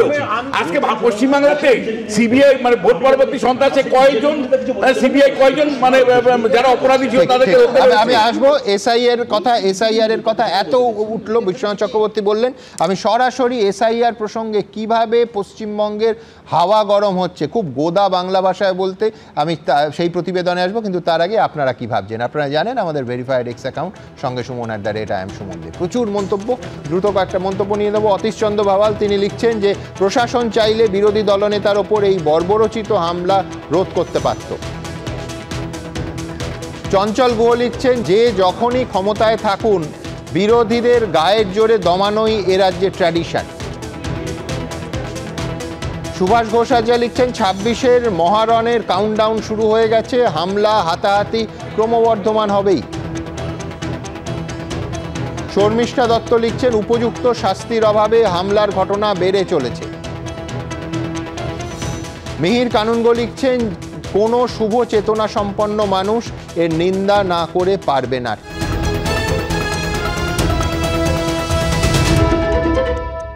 অভিষেক বন্দ্যোপাধ্যায় আমাকে ফোন করেছিল, ফোন করে বলেছে যে রিকোয়েস্ট করেছে যে 3-4 দিন এখন কাজ চালাতে, চিফ হুইপ হিসেবে কাজ চালাতে, ও 7 তারিখে আসবে। 7 তারিখে আমার সঙ্গে কথা বলে তারপর সবকিছু ঠিকঠাক হবে। 7 তারিখ অবধি আর অপেক্ষা করতে হলো না কল্যাণ বন্দ্যোপাধ্যায়কে, এমনকি কাটলো না 24 ঘন্টাও। তার আগেই তৃণমূল শীর্ষ নেতৃত্ব কল্যাণ বন্দ্যোপাধ্যায়ের ইস্তফাপত্র গ্রহণ করে তার জায়গায় কাকলি ঘোষ দস্তিদারকে লোকসভায় দলের চিফ হুইপ করল। আর তৃণমূলের লোকসভার ডেপুটি লিডার করা হলো বীরভূমের সাংসদ শতাব্দী রায়কে। জনগণের সেবা করতে আমরা কিন্তু নির্বাচিত হয়ে সংসদ ভবনে এসেছি, সুতরাং জনগণের স্বার্থে যে লড়াইটা সেটা সঠিকভাবে লড়ার উপায় তিনি করে দিলেন, সঠিকভাবে তাদের কথা তুলে ধরার জায়গা করে দিলেন। সেই জন্যই আমি মাননীয় মুখ্যমন্ত্রীকে, মমতা বন্দ্যোপাধ্যায়, তিনি আমার নেত্রী, তিনি আমার মা, তিনি আমার সবকিছু, তাকে নমস্কার জানাই, প্রণাম জানাই। সে মমতা ব্যানার্জি, অভিষেক বন্দ্যোপাধ্যায়কে থ্যাংক ইউ যে এরকম একটা দায়িত্ব দেওয়ার জন্যে এবং সেটা যথাযথ ভালো করে পালন করার চেষ্টা করা, এবং এত 4 বারের অভিজ্ঞতা নিশ্চয়ই কাজে লাগবে। একটা টিম হয়ে গেল না, অভিষেক, আমি আর কাকুলি দিয়ে 3 দিন আমরা টিম করে কাজ করব এবং সবাইকে নিয়ে চলা যাবে এবং সবাই দেখে তো এটা টিম ওয়ার্ক, সবাই মিলে কাজ ভালো করে করলে দারুণ হবে, এটাই আশা করছি। চিফ হুইপের পদ থেকে কল্যাণ বন্দ্যোপাধ্যায় প্রস্থান এবং কাকলি ঘোষ দস্তিদারের নাম ঘোষণা মাত্রই সোশ্যাল মিডিয়ায় বারাসতের সাংসদ ও বীরভূমের সাংসদকে শুভেচ্ছা জানান মহুয়া মৈত্র, যার সঙ্গে কল্যাণ বন্দ্যোপাধ্যায়ের সম্পর্ক অত্যন্ত খারাপ বললেও কম হবে। দিদি বলছে ঝগড়া করছে, মহুয়া মৈত্র তো গালাগাল দিয়েছে, তো দেখেছেন তো, আমাকে যদি কেউ গালাগাল দেয় তাতে আমায় সহ্য করতে হবে। মমতা দিদি দল চালাক। সূত্রের খবর, সোমবার সাংসদদের নিয়ে ভার্চুয়াল বৈঠকে মমতা বন্দ্যোপাধ্যায় বলেন, সংসদে বিভিন্ন বিষয় বিজেপির বিরুদ্ধে যেভাবে সরব হওয়ার দরকার ছিল সেটা হয়নি। পার্টির 3-4 জন নিজেদের মধ্যে একে অপরকে আক্রমণ করছেন, পার্টির শৃঙ্খলা মানছেন না, এটা দল বরদাস্ত করবে না। এরকম চলতে থাকলে দল ব্যবস্থা নেবে। এই নিয়ে ডিসিপ্লিনারি কমিটি হবে বলেও তিনি জানান। সূত্রের খবর, তৃণমূল নেত্রী বলেন, শৃঙ্খলা ভঙ্গের জন্য যদি বিধায়কদের বিরুদ্ধে শাস্তি হয়, সাংসদের বিরুদ্ধে হবে না কেন? এরপরই দলের মুখ্য সচেতকের পদ ছাড়ার ঘোষণা করেন কল্যাণ বন্দ্যোপাধ্যায়, কিন্তু তারপর এও জানান যে অভিষেক বন্দ্যোপাধ্যায় কয়েকটা দিন কাজ চালিয়ে যাওয়ার জন্য তাকে বলেছেন। এরই সঙ্গে দলীয় সাংসদের একাংশের বিরুদ্ধেও ক্ষোভ উগরে দেন কল্যাণ বন্দ্যোপাধ্যায়। লোকসভায় কটা মেম্বার থাকে বলুন তো? সব তো বাড়িতে বসে থাকে। দক্ষিণ কলকাতার এমপি মালা রায় একদিন মাত্র আসবে, মমতা দিয়ে আমার দোষ দেখতে পারে, অন্য কারোর দোষ দেখতে পারে না। এরপরই আর কাল বিলম্ব না করে দ্রুত কল্যাণ বন্দ্যোপাধ্যায়ের ইস্তফা গ্রহণ করে নিল তৃণমূল শীর্ষ নেতৃত্ব। আর শ্রীরামপুরের সাংসদের সঙ্গে তৃণমূল শীর্ষ নেতৃত্বের দূরত্ব তৈরি হতেই কল্যাণ বন্দ্যোপাধ্যায়ের পাশে দাঁড়িয়েছেন শুভেন্দু অধিকারী। कल्याण बनर्जी बहुत दिन से पॉलिटिकल लीडर है, एक पॉलिटिकल आदमी है, एडुकेटेड आदमी है, उनका भाषा दूसरा तरीके से हो सकता है। कल्याण जी का साथ भतीजा का कंपेयर करना ठीक नहीं होगा। भतीजा only identity, he is the nephew of the chief minister of West Bengal and the supremo of the Trinamool Congress. এখন কল্যাণবাবু আইনজীবী হিসেবেও ব্যস্ত, তাকে সত্যিই ব্যস্ত। মানে কল্যাণদার কখনো হাইকোর্ট, কখনো সুপ্রিম কোর্ট, কখনো দেশের অন্য দিকের কোর্ট, ফলে একটা গ্যাপ তৈরি হয়ে যাচ্ছিল। সেই জায়গায় মমতা বন্দ্যোপাধ্যায় কাল সংসদীয় দলের বৈঠকে আলোচনার পর এই সিদ্ধান্তটা অনুমোদন করেছেন। ফলে আমাদের সকলেরই অনুরোধ যে কল্যাণদার যদি কোনো বক্তব্য থাকে, দুঃখ থাকে, ক্ষোভ থাকে, সেটা এই মুহূর্তে দলের মধ্যে সীমাবদ্ধ রাখাটাই ভালো। মহুয়া মৈত্রর সঙ্গে তার সংঘাতের আবহে কি তৃণমূল শীর্ষ নেতৃত্ব তাহলে মহুয়া মৈত্রর পাশেই থাকলো? কল্যাণ বন্দ্যোপাধ্যায়ের ইস্তফাপত্র তড়িঘড়ি গ্রহণ করে কি তাকে বিশেষ বার্তা দিল? এরপর কি করবেন কল্যাণ বন্দ্যোপাধ্যায়? আশাবুল হোসেন, কৃষ্ণেন্দু অধিকারী ও ঐশী মুখোপাধ্যায়ের রিপোর্ট, এবিপি আনন্দ। দেখুন, আবার বলছি, জাতীয় নির্বাচন কমিশন তো সরাসরি ব্যবস্থা নিতে পারেন না, তারা মুখ্য সচিবকে রেকমেন্ড করেছেন যে এদের যারা স্থায়ী কর্মী সাসপেন্ড করার ক্ষেত্রে। নজরুলদা, আমি আপনার সঙ্গে একমত না। হ্যাঁ, কেন বলছেন? 13cc ধারাটা আগের দিন আমি পড়েছিলাম, রিপ্রেজেন্টেশন অফ পিপলের। এই যখন এই ইলেকশনের কাজ করছেন তখন ধরে নেওয়া হয় যে ইসিআই এর ডেপুটেশন আছে এবং এদের ডিসিপ্লিন, কন্ট্রোল, সুপারিনটেন্ডেন্ট সব কিছু ইসিআইয়ের। আমি বলছি এর পিছনে আর একটা খেলা আছে। আপনাকে আমি অনুরোধ করলাম 32 নম্বর ধারাটা একবার দেখে নেন, সেখানে 3টে উপধারা আছে। সেটার যে 3 নম্বর উপধারা, সেখানে বলা আছে যে কোনো কোর্ট এই কেসের কগনাইজেন্স নেবে না যদি না সেখানে এই ইসিআই এফআইআর করে অথবা ইসিআইয়ের অর্ডার অনুসারে এফআইআর করা হয়েছে, এটা সেখানে উল্লেখ থাকে। তো চিফ চিফ সেক্রেটারি কিন্তু ইসিআইয়ের অফিসার নয়। ইসিআইয়ের অফিসার হচ্ছে এখানে সিইও, তারপরে ডিস্ট্রিক্ট ইলেকশন অফিসার, এবং তারপরে ব্লক লেভেল পর্যন্ত যারা কাজ করছেন তারা ইসিআইয়ের অফিস। তাহলে এই যে এফআইআরটা করতে বলা হয়েছে সেটা কি করে মাটি করা যাবে? যে চিফ সেক্রেটারি এফআইআর করতে বললেন, কেউ এফআইআর করলো, কিন্তু বললো না যে এটা ইসিআইয়ের ডাইরেকশন অনুসারে করা হচ্ছে, এই কেস কোনোদিন উঠবে না। আমি একটা লাইন বলবো যে আমাদের দাদা বুয়াদা বারবার বলছেন না যে ইলেকশনের ওনার নাম ওটা কি বলছে, বিএলও আর বিএলএ কে মোটামুটি ভালো মতো গুলিয়ে দিয়েছেন ভালো মতো। কিন্তু আমার কথা হলো সেটা নয় গোলালেন সমীরদা, গোলালাম কোথায়? বিএলএ মানে পরিষ্কার।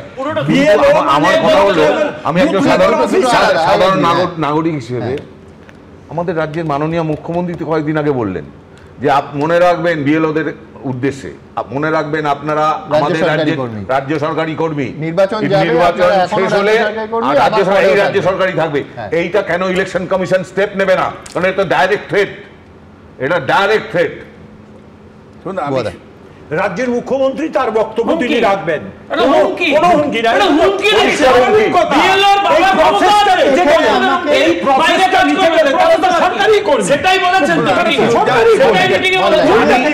আমি আজকে যে ধরনের অফিসারদের শাস্তি দেবার কথা ইলেকশন কমিশন রিকমেন্ড করেছে মুখ্য সচিবের কাছে, আমি শুধু অফিসারদেরকে অনুরোধ করব, মনে রাখবেন সংবিধানের বাইরে আপনারা কেউ নন।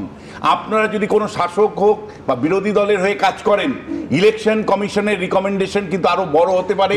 বিহারে 56 জন অফিসার এইভাবে তারা কিন্তু নিলম্বিত হয়েছে, মানে তাদেরকে সাসপেন্ড করা হয়েছে। পশ্চিমবাংলাতে 5 জন অফিসার এইভাবে যেভাবে সাসপেনশনের মানে রিকমেন্ডেশন আসলো, আমি শুধু বলবো আপনারা আমার দলের হয়ে কাজ করবেন না, দল আপনাদের বাঁচাতে পারবে না। আমি একমত নই স্যার, কেন দল বাঁচাতে পারে। আলাপন বন্দ্যোপাধ্যায় এবং ওই যার কথা আপনি প্রথম এখানে উল্লেখ করলেন, তারা ডাকার পরে না যাওয়ার পরে দলই বাঁচিয়েছে, কেন্দ্র সরকার কিচ্ছু করতে পারেনি। মমতা ব্যানার্জি যা থেকে তাই হয়েছে। আমি এখান থেকে পুরো আলোচনাটা এক সেকেন্ড নজরুলদা, অত্যন্ত গুরুত্বপূর্ণ আমার এখানে বলা দরকার। সেটা হচ্ছে খানিকক্ষণ আগে আপনারা দেখলেন সমীর চক্রবর্তী খুব স্পষ্ট করে জোর দিয়ে বললেন, আমি সেই মিটিংয়ে ছিলাম, নানা রসিকতা হচ্ছিল, বিশ্বনাথ চক্রবর্তী বলছিলেন ঘুমিয়ে পড়েছিলেন যখন আলোচনা হয়েছে, বিএলও আপনি ছিলেন না। আজকের জাগো বাংলা ডিজিটাল 6 নম্বর পয়েন্টটা লক্ষ্য করুন। জাগো বাংলা ডিজিটাল বলছে, তারা কোন সূত্র থেকে পেয়েছে আমি জানি না, তারা ভুল করেছে কিনা, পার্টির মুখপত্র 6 নম্বর লাইন বলছে, না দর্শকদের শুনিয়ে দিই, বিএলওরা বাড়ি বাড়ি গিয়ে ফিজিক্যাল ভেরিফিকেশন করবেন, নজর রাখতে হবে।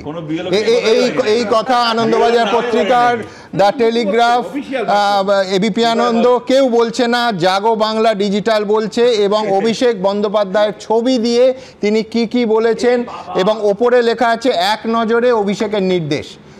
সমীরদা ওই সময় কি করে মিস করে গেলেন এত গুরুত্বপূর্ণ নির্দেশ আমি জানি না, কিন্তু আবার বলছি অভিষেক বন্দ্যোপাধ্যায়ের 6ষ্ঠ নির্দেশ এতটাই মানে দীর্ঘ তালিকা, তার মধ্যে 6 নম্বরে জায়গা করে নিয়েছে যে বিএলওরা বাড়ি বাড়ি গিয়ে ফিজিক্যাল ভেরিফিকেশন করবেন, নজর রাখতে হবে। তারপরের লাইন একটা লাইনে থামেনি, জাগো বাংলা ডিজিটাল বলছে যে কোথাও, দাদা আমি বলছি জাগো বাংলা ডিজিটালের কোনো নকল হয়েছে বলে আমার জানা নেই। হ্যাঁ, এটা এই মাত্র পোস্ট হয়েছে দাদা, পুরোটা শুনে নিন, দেখে নিন, আপনি শুনুন না, আপনি যে জায়গাটা মিস করেছেন আপনি পরে নোট করতে পারবেন। কোথাও যদি মনে হয় বিএলও একটু কোনো রাজনৈতিক দলের কথা শুনে চলছেন, শব্দগুলো লক্ষ্য করুন, যে কোথাও যদি মনে হয় বিএলও একটু কোনো রাজনৈতিক দলের কথা শুনে চলছেন, পক্ষপাতিত্ব করছেন, বাড়ি বাড়ি না গিয়ে তালিকা তৈরি করছেন, সঙ্গে সঙ্গে অভিযোগ জানাতে হবে। কারা বলছেন? অভিষেক বন্দ্যোপাধ্যায়ের ছবি দিয়ে জাগো বাংলা ডিজিটাল, যেটা পোস্ট হয়েছে সমীরদার, এটা অফিসিয়াল বক্তব্য, সমীরদা অফিসিয়াল, কিন্তু আমি বলছি যেটা বিকেলে সমীরদা যেটা দেখেছেন সেটা নয়, এটা এক ঘন্টা আগে, হ্যাঁ দাদা 1 ঘন্টা আগে জাগো বাংলা ডিজিটাল, যেটা আবার হ্যাঁ 2 ঘন্টা আগে, যার ফলে আমায় ধরতে হবে যে 1 ঘন্টাটাই এবং তাতে একদম ভেরিফাইড ব্লু টিক দেয়া 1 ঘন্টা আগে পোস্ট করা আছে। কিন্তু আমি বলছি এই আমি হতেই পারে দীর্ঘ মিটিং কোনো একটা লাইন মিস করতে পারেন, আমি এর মধ্যে কোনো ইন্টেনশন গুলিয়ে দেওয়া দেখছি না। আমি বলছি এইখান থেকে দাদা জাগো বাংলা স্ট্যান্ড আর আপনার স্ট্যান্ড আলাদা হলে খুব মুশকিল। আমি আপনাকে না ওটা তো 3 ঘন্টা দাদা, এটা 1 ঘন্টা আগে পোস্ট করেছে অফিসিয়াল। আমি বলছি আমি এই প্রশ্নও তুলছি না যে দলের অফিসিয়াল মুখপাত্র এবং মুখপত্রের মধ্যে আলাদা কি করে হচ্ছে, কিন্তু আমি সেই তর্কে যাচ্ছি না। আরও আপডেট থাকলে নিঃসন্দেহে দেব। কিন্তু অভিষেক বন্দ্যোপাধ্যায়ের সঙ্গে বৈঠকের আগেই, মানে নির্ধারিত যে বৈঠকের খবর কালকে এবিপি আনন্দ প্রথম আপনাদের দিয়েছিল কল্যাণ বন্দ্যোপাধ্যায়ের বক্তব্য সমেত, আজকে কল্যাণ বন্দ্যোপাধ্যায়ের ইস্তফা কিন্তু গৃহীত হলো এবং নতুন চিফ হুইপ হলেন। ঠিক এই জায়গা থেকে পরের বিষয় আরও দুটো অত্যন্ত গুরুত্বপূর্ণ বিষয় ডিএ সহ আমি আসবো, কিন্তু তার আগে এসআইআর হচ্ছে এনআরসির জন্য মারাত্মক অভিযোগ এবং করলেন রাজ্যের মুখ্যমন্ত্রী তথা তৃণমূল নেত্রী মমতা বন্দ্যোপাধ্যায়। কি বললেন, পাল্টা বিজেপি কি বলছে, পাশাপাশি এসআইআর নামে স্পেশাল ডিভিশনের নামে এনআরসি করার একটা প্ল্যান চলছে। ঘাটালের বন্যা পরিস্থিতি খতিয়ে দেখতে গিয়েও মমতা বন্দ্যোপাধ্যায়ের মুখে উঠে এলো ভোটার তালিকার বিশেষ সংশোধন এবং এনআরসির প্রসঙ্গ। মানুষের নাম বাদ দিয়ে তাদের বাংলাদেশ পাঠিয়ে দেওয়া আর ইন্ডিয়ান লোকেদের বাংলাদেশি বলা, যারা ভারতবর্ষে সেটেল হয়েছে। রেশন কার্ড হবে না, আধার কার্ড হবে না, এপিক কার্ড হবে না, তো কি হবে? 50 বছর আগে তার মা বাবা মরে গেছে, তার বার্থ সার্টিফিকেট চাই। তো তোমাদের বার্থ সার্টিফিকেট আছে তো? এটা পুরো একটা প্ল্যান্টেড গেম এবং প্ল্যানটা তৈরি করেছে double engine Sarkar, government of India, election কমিশনকে সাথে রেখে। আমরা এটা মানবো না, আমরা এটা সইব না, আমরা এটা মানছি না। অধিকাংশ যা কার্টুন দেখলাম 90% রোহিঙ্গা এবং বাংলাদেশি মুসলমান, যাদেরকে আমরা ভারতবর্ষ থেকে তাড়াতে চাই, ভোটার তালিকা থেকে তাড়াতে চাই।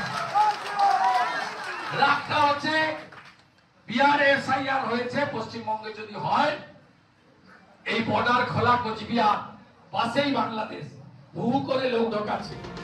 ভোটার তালিকার বিশেষ সংশোধন নিয়ে তোলপাড়ের মধ্যে কোচবিহার ও আলিপুরদুয়ারে একের পর এক বাসিন্দাকে এনআরসি নোটিশ পাঠাচ্ছে অসম সরকার। তা নিয়েও সরব হন মমতা বন্দ্যোপাধ্যায়।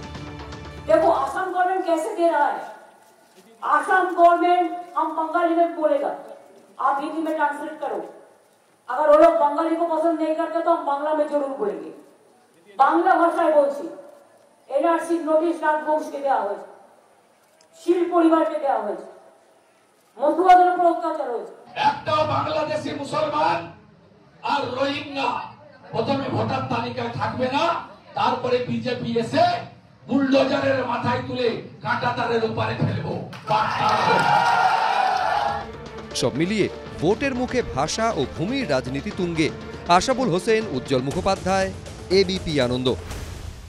আমি শুভময়দার কাছে যাব। শুভময়দা, একটার পর একটা দিন আমরা আলোচনা করছি যে এই বুথ লেভেল অফিসার যারা বিএলও, তারা কত দিক থেকে এসেছিল স্টুডিওতে পরপর দুদিন, কত দিক থেকে চাপের মধ্যে। আমি বলছি মুখ্যমন্ত্রী একরকম বললেন, বিরোধী দলনেতা আরেক রকম বললেন, বারবার বললেন যে বিহারে কি কি কড়া শাস্তি, ইনফ্যাক্ট আজকে শাস্তির তালিকায় আজকে আমাদের পশ্চিমবঙ্গও ঢুকেছে, সেটা বিস্তারিত দেখাবো আজকে।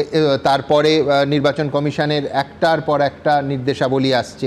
আজকে অভিষেক বন্দ্যোপাধ্যায় একটা ভার্চুয়াল মিটিং করেন, তাতে বলেছেন, সতর্ক করে দিয়ে দলকে, যে অনেক বিএলও রন্ধে রন্ধে সিপিএম, তারা চায় না। আমি ছিলাম আজকে ওই এই কথাটা কিন্তু আমি তীব্র প্রতিবাদ জানাচ্ছি। আচ্ছা বিএলওদের কি বলেছেন যদি একটু বলেন, আপনি যেহেতু ছিলেন। 4:10 থেকে শুরু করে 5:20 পর্যন্ত এতে কনফারেন্সে কথা হয়েছে এবং তার একটা কথাও বলেনি বিএলএ নিয়ে বলে। এক মিনিট দাঁড়াও, আচ্ছা সেটাই বা বলুন না, কি কি সেটা তো পার্টি এজেন্ট, বাবা সেটা এজেন্ট, সে সিপিএম এরও থাকবে, বিজেপিরও থাকবে, কংগ্রেসেরও থাকবে। কি বলেছে না সেটা পার্টিকে যেটা নির্দেশ দেওয়ার দিয়েছেন, যদি একটু বলেন। একেবারেই বলা হয়নি, একেবারেই বলা হয়নি। সম্পূর্ণ মিথ্যা কথা, এটা বলা হয়নি। কি হয়েছে সেটা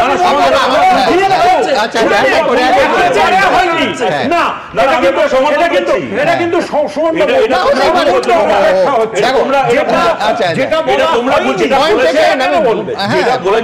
ভালো হলো যে আপনি বলেছেন সেটা সিপিএম এর এজেন্টরা কেন রমজান সিপিএম, সেটা নিয়ে একদম নয়, সিপিএম নিয়ে কোনো কথাই আসেনি, সিপিএম বিজেপি নিয়ে কোনো কথা আসেনি।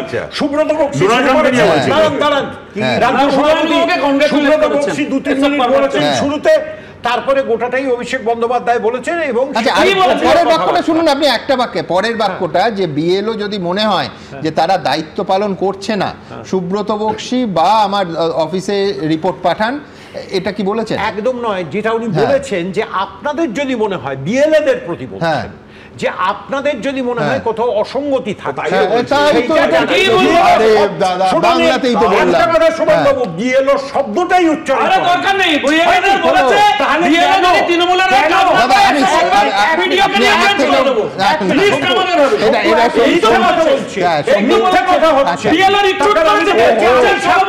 হলো তো সমিতদা ছিলেন ওই মিটিং এ, আমি বলছি সবটাই ভার্চুয়াল, সেটাই তো মিটিং বলে, জুমটাকেও মিটিং বলে, ভার্চুয়ালটাও মিটিং হয়। আমি বলছি সমিতদা, অর্থাৎ বিএলএরা যদি দেখে যে বিএলওরা কোথাও তাদের দায়িত্ব পালন, শব্দটা ভুলে যান, যে দায়িত্ব পালন কে করবে? বিএলএ নিজে তো নিজে দায়িত্ব পালন না করলে তো আর অফিসে জানাবে না। এবং শুধু তাই না, বিষয়টা এক মিনিট আজকে তাহলে উনি বলে দিয়েছেন, সবটা আমি বলবো না, দলের অভ্যন্তরীণ ব্যাপার, আমার বলাটা ঠিকও হবে না। এসআইআরটা কি পশ্চিমবাংলায় শুরু হয়েছে এখনো? আপনি বলুন তো।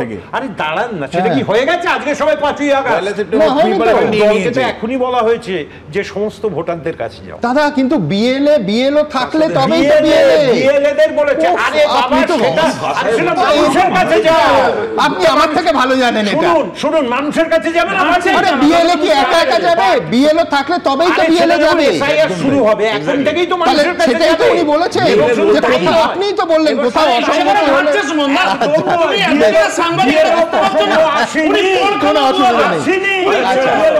আচ্ছা, আমি এখান থেকে ভুয়াদা এবং ভার্চুয়াল মিটিং সরিয়ে রাখলাম। আমি পরিষ্কার জিনিসটাকে আরেকটু ম্যাক্রো এবং জেনারেল করছি। সেটা হচ্ছে শুভময়দা, নির্বাচন কমিশনের নিয়মাবলী আজকেই দেখাবো, 5 জন, তার ভেতরে একদম এফআইআর করার নেই 2 জন WBCS অফিসার, ইআরও তাদের ক্ষেত্রে, এবং এই 2 জন হচ্ছে দক্ষিণ 24 পরগনা বারুইপুর পূর্ব 2 জন এবং পূর্ব মেদিনীপুরের ময়না, এবং এই ইআরও তাদের 2 জন, এবং একজন ডেটা এন্ট্রি অপারেটর, উনি ক্যাজুয়াল, যার ফলে তার ক্ষেত্রে সাসপেনশনের কথাটা হয় না। এই 5 জনের মধ্যে 4 জনকে সাসপেন্ড এবং 5 জনের বিরুদ্ধে এফআইআর করার নির্দেশ দিয়েছে। আমি বলছি, সরকারি কর্মচারীরা কতটা নিরপেক্ষভাবে কাজ করতে পারবে? তার কারণ বিভিন্ন রাজনৈতিক দল, শাসক হতে পারে, বিরোধী হতে পারে, তারা যদি বিএলও অথবা বিএলএ তার পুরো স্ট্রাকচারটাকে প্রশ্ন করেন, আজীবন তো কেউ কেন্দ্রীয় বাহিনী পাবেন না। এরা তো ছাপোষা মাস্টারমশাই, তারা কতটা চাপ নিতে পারবেন আমাদের এই পোলারাইজ রাজ্যে, যেখানে বিরোধী দলনেতার কনভয় ভাঙচুর হয়। যখন মমতা বন্দ্যোপাধ্যায় বিরোধী দলনেত্রী ছিলেন, কনভয় গুলি চলে, কথার কথা বলছি। এই রকম একটা পোলারাইজ অর্ধহিংস্র রাজ্যে একজন সরকারি ছাপোষা কর্মচারী, হয়তো কোনো স্কুলের অ্যাসিস্ট্যান্ট টিচার, কতটা চাপ নিতে পারে? একদম শুনুন, আমি আবার একই জায়গায় ফেরত যাচ্ছি, যেটা নিয়ে নিশ্চয়ই সমিতদার কোনো আপত্তি নেই, যেটা নিয়ে শতরূপ একটু আগে আমার একটা প্রতিযুক্তি দিল, যেখানে বক্তব্য হচ্ছে মধ্যবিত্ত বারবার কেন বলছি, রাজ্যের প্রচুর নিম্নবিত্ত মানুষ আছে, তাদের উন্নয়ন তো চাই, কিন্তু প্রতিটি জায়গায় এই যে বিএলও কেন বলছেন সেটা আমি বলিনি, বলবেন তো কেন বলবেন না, কিন্তু আমি বলছি যে নিম্নবিত্তদের জন্য খুব ভাবছেন সেই জায়গায় সরকারি কর্মচারীরা যে জায়গাটায় গিয়ে কাজ করবেন, সরকারের যে নিয়ম কানুন, আমাদের ভোটার লিস্টে মানুষের নাম আছে, তার মধ্যে আমাদের দেশের একটা বার্থ রেট আছে, একটা ডেথ রেট আছে, কিছু নাম বাদ যেতেই হবে। যদি এই নাম প্রচুর থেকে থাকে, মহারাষ্ট্র বা রাজস্থানে মৃত ভোটার, আগেও বলেছি, মৃত ভোটারদের মধ্যে যতজন ভোট দিতে আসবেন, পশ্চিমবঙ্গে তার চেয়ে বেশি লোক ভোট দিতে আসবেন, এগুলো আমাদের কাছে জানা আছে। নির্বাচনে একটা কেন্দ্রে 6000 নাম এমনিতেই বাদ যায়, এসআইআর লাগে, কিন্তু তাদের তো কাজটা করতে দিতে হবে। এবার এই মানুষগুলো সরকারি কর্মচারী, তারা যদি এই জাঁতা কলের মধ্যে পড়ে যান, তারা যদি মনে করেন যে কেউ এসে আমায় চোখ রাঙাবে, আমি নিজের কাজটা করব কি করে? আর বিএলও আর বিএলএর যে প্রশ্নটা, সত্যি তো বিএলও তো কোনো রাজনৈতিক দলের অংশ নন, বিএলএ হচ্ছে বিএলওর সঙ্গে থাকা রাজনৈতিক দলের অংশ। এই সমস্ত মানুষকে তো কাজ করতে দিতে হবে। অভিষেক বন্দ্যোপাধ্যায় নিশ্চয়ই বলবেন বিএলওকে এমনভাবে ম্যানেজ করো যাতে যেন আমাদের দলের ব্যাপার সুবিধাটা হয়। সিপিএম এর ক্ষমতা থাকলে সিপিএমও বলবে, বিজেপির ক্ষমতা থাকলে বিজেপিও বলবে। তাদের বিএলএরা বিএলওর ওপর কতটা প্রভাব বিস্তার করতে পারবে সেটা তো তৃণমূল তাদের রাজনৈতিক কৌশলের মধ্যে নেবেই। ফলে এই কথা ওঠেনি একটা রাজনৈতিক আলোচনায়। আমি যদি কোনো রাজনৈতিক দলের সঙ্গে থাকতাম আমি বলতাম বিএলও সব ঠিকঠাক করবে, তৃণমূলের কোনো জনগণ্ডগোল না।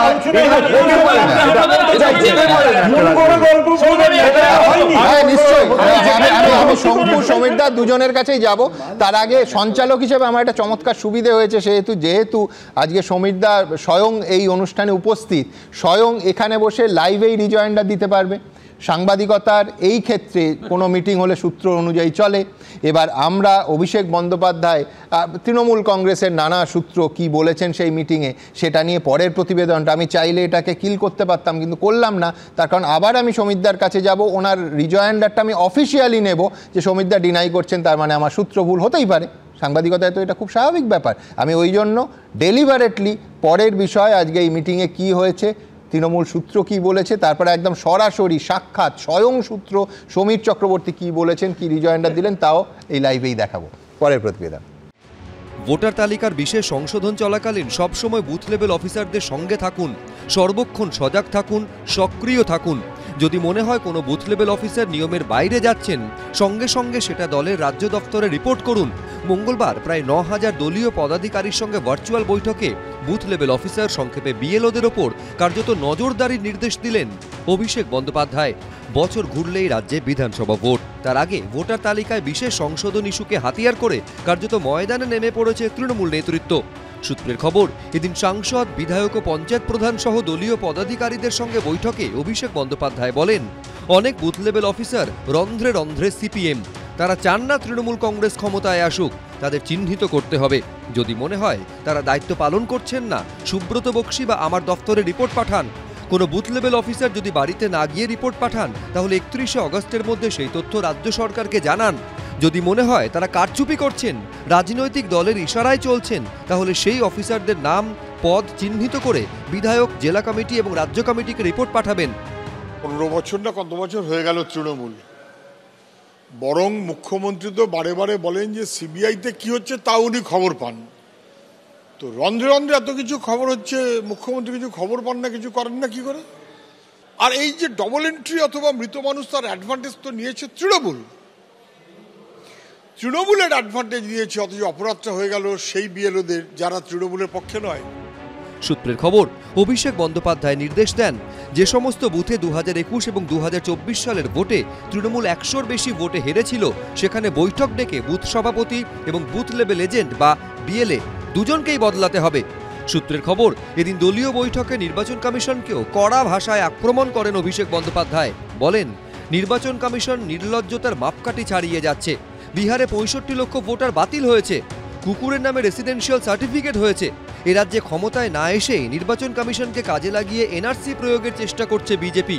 নেতাদের উদ্দেশ্যে অভিষেক বন্দ্যোপাধ্যায়ের বার্তা, প্রতিটি বুথে চৌকি বেঁধে মিটিং করুন, ছোট ছোট বৈঠক করে মানুষকে বোঝান, বিধায়করা ক্যাম্প করুন। পুজোর আগে 80,000 বুথে 3-4 দিনের মধ্যে পথসভা করে মানুষকে বলুন, আপনাদের বাংলাদেশি বানিয়ে ভারত ছাড়া করার পরিকল্পনা করছে বিজেপি।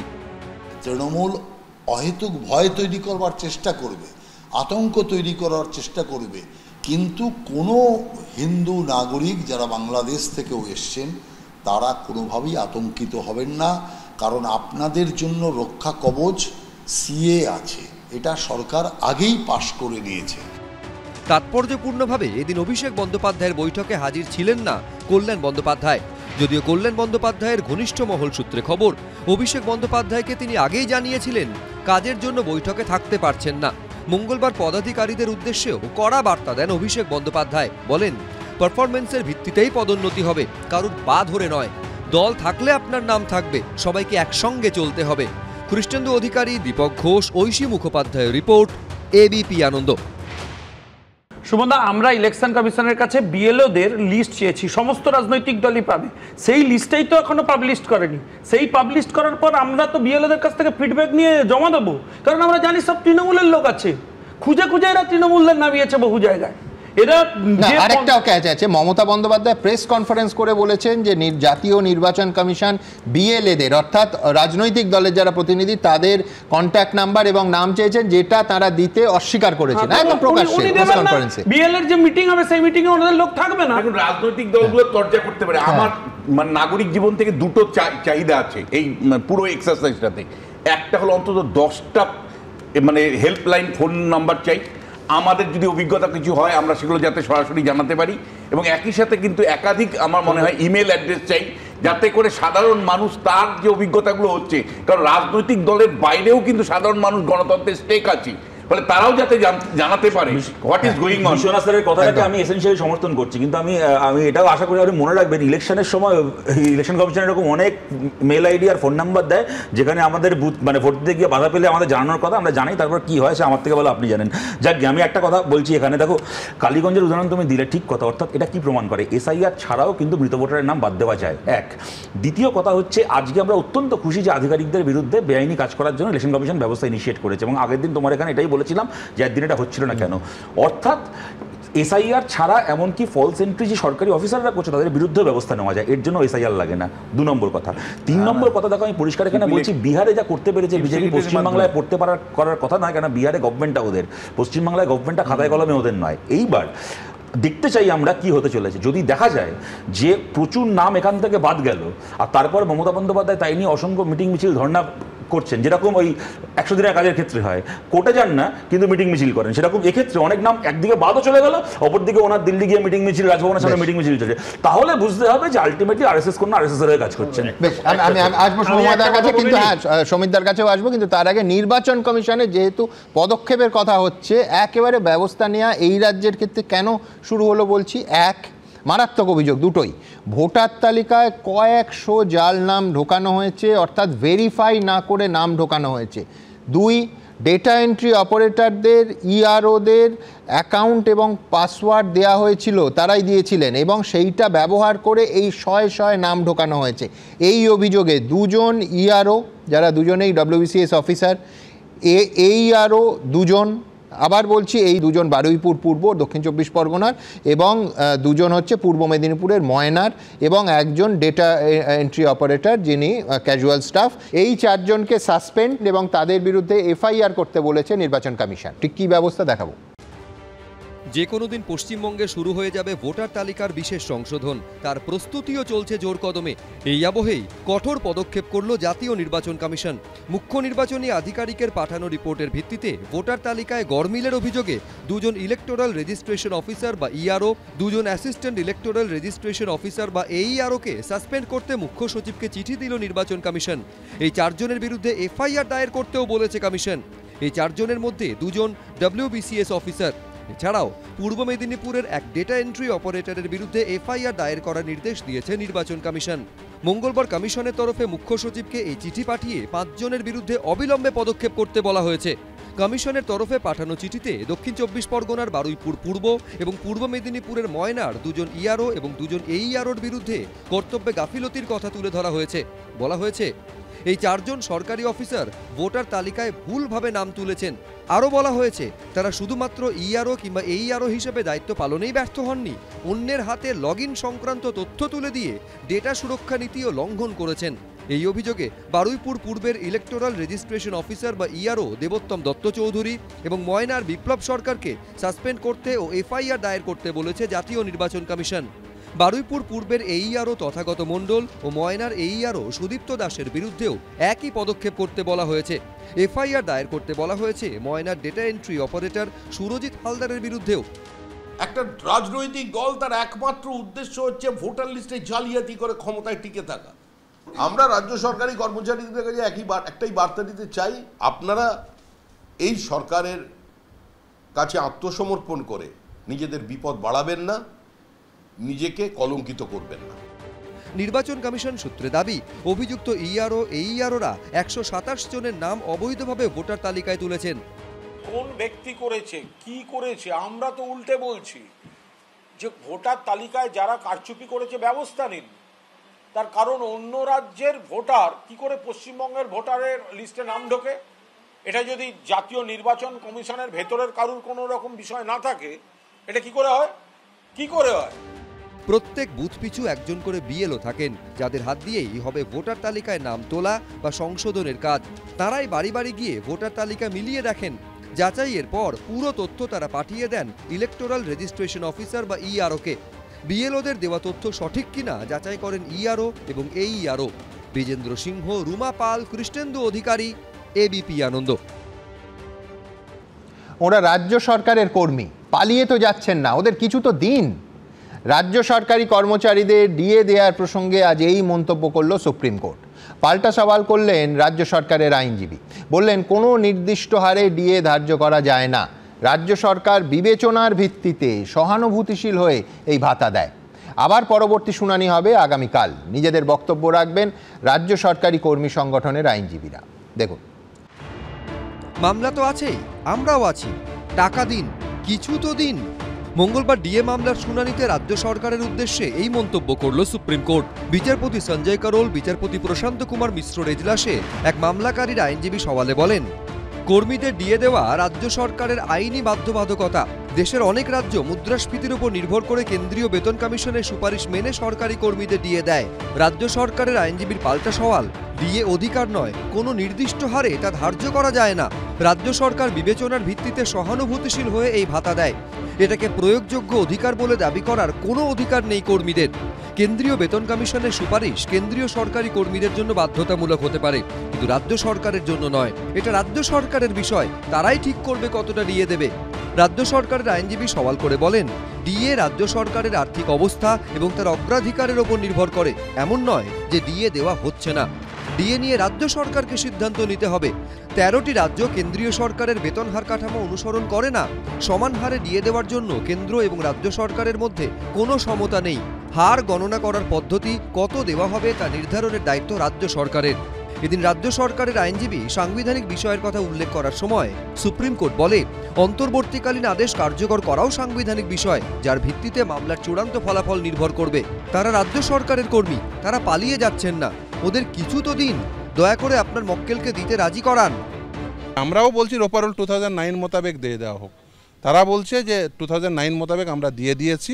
টাইম টু টাইম যে নোটিফিকেশন অনুযায়ী দেওয়া হয়েছে সেটা একেবারেই রাজ্যের যে ফাইন্যান্সিয়াল ক্যাপাসিটি সেই অনুযায়ী দিয়েছে।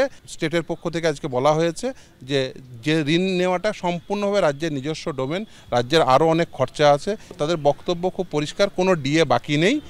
সুপ্রিম কোর্টের বিচারপতিরা রাজ্য সরকারের আইনজীবীকে প্রশ্ন করেন, কিসের ভিত্তিতে সময়ে সময়ে ডিএর হার ধার্য করেন, কিভাবে শতাংশের হিসেব করা হয় তা জানতে চাইছি, যাতে আমরা সর্বভারতীয় উপভোক্তা মূল্য সূচকের প্রেক্ষিতে ডিএর হার বুঝতে পারি। রাজ্য সরকারের আইনজীবী বলেন, রোপা ডিএ অনুযায়ী সময়ে সময়ে অর্থ দপ্তর বিজ্ঞপ্তি জারি করে।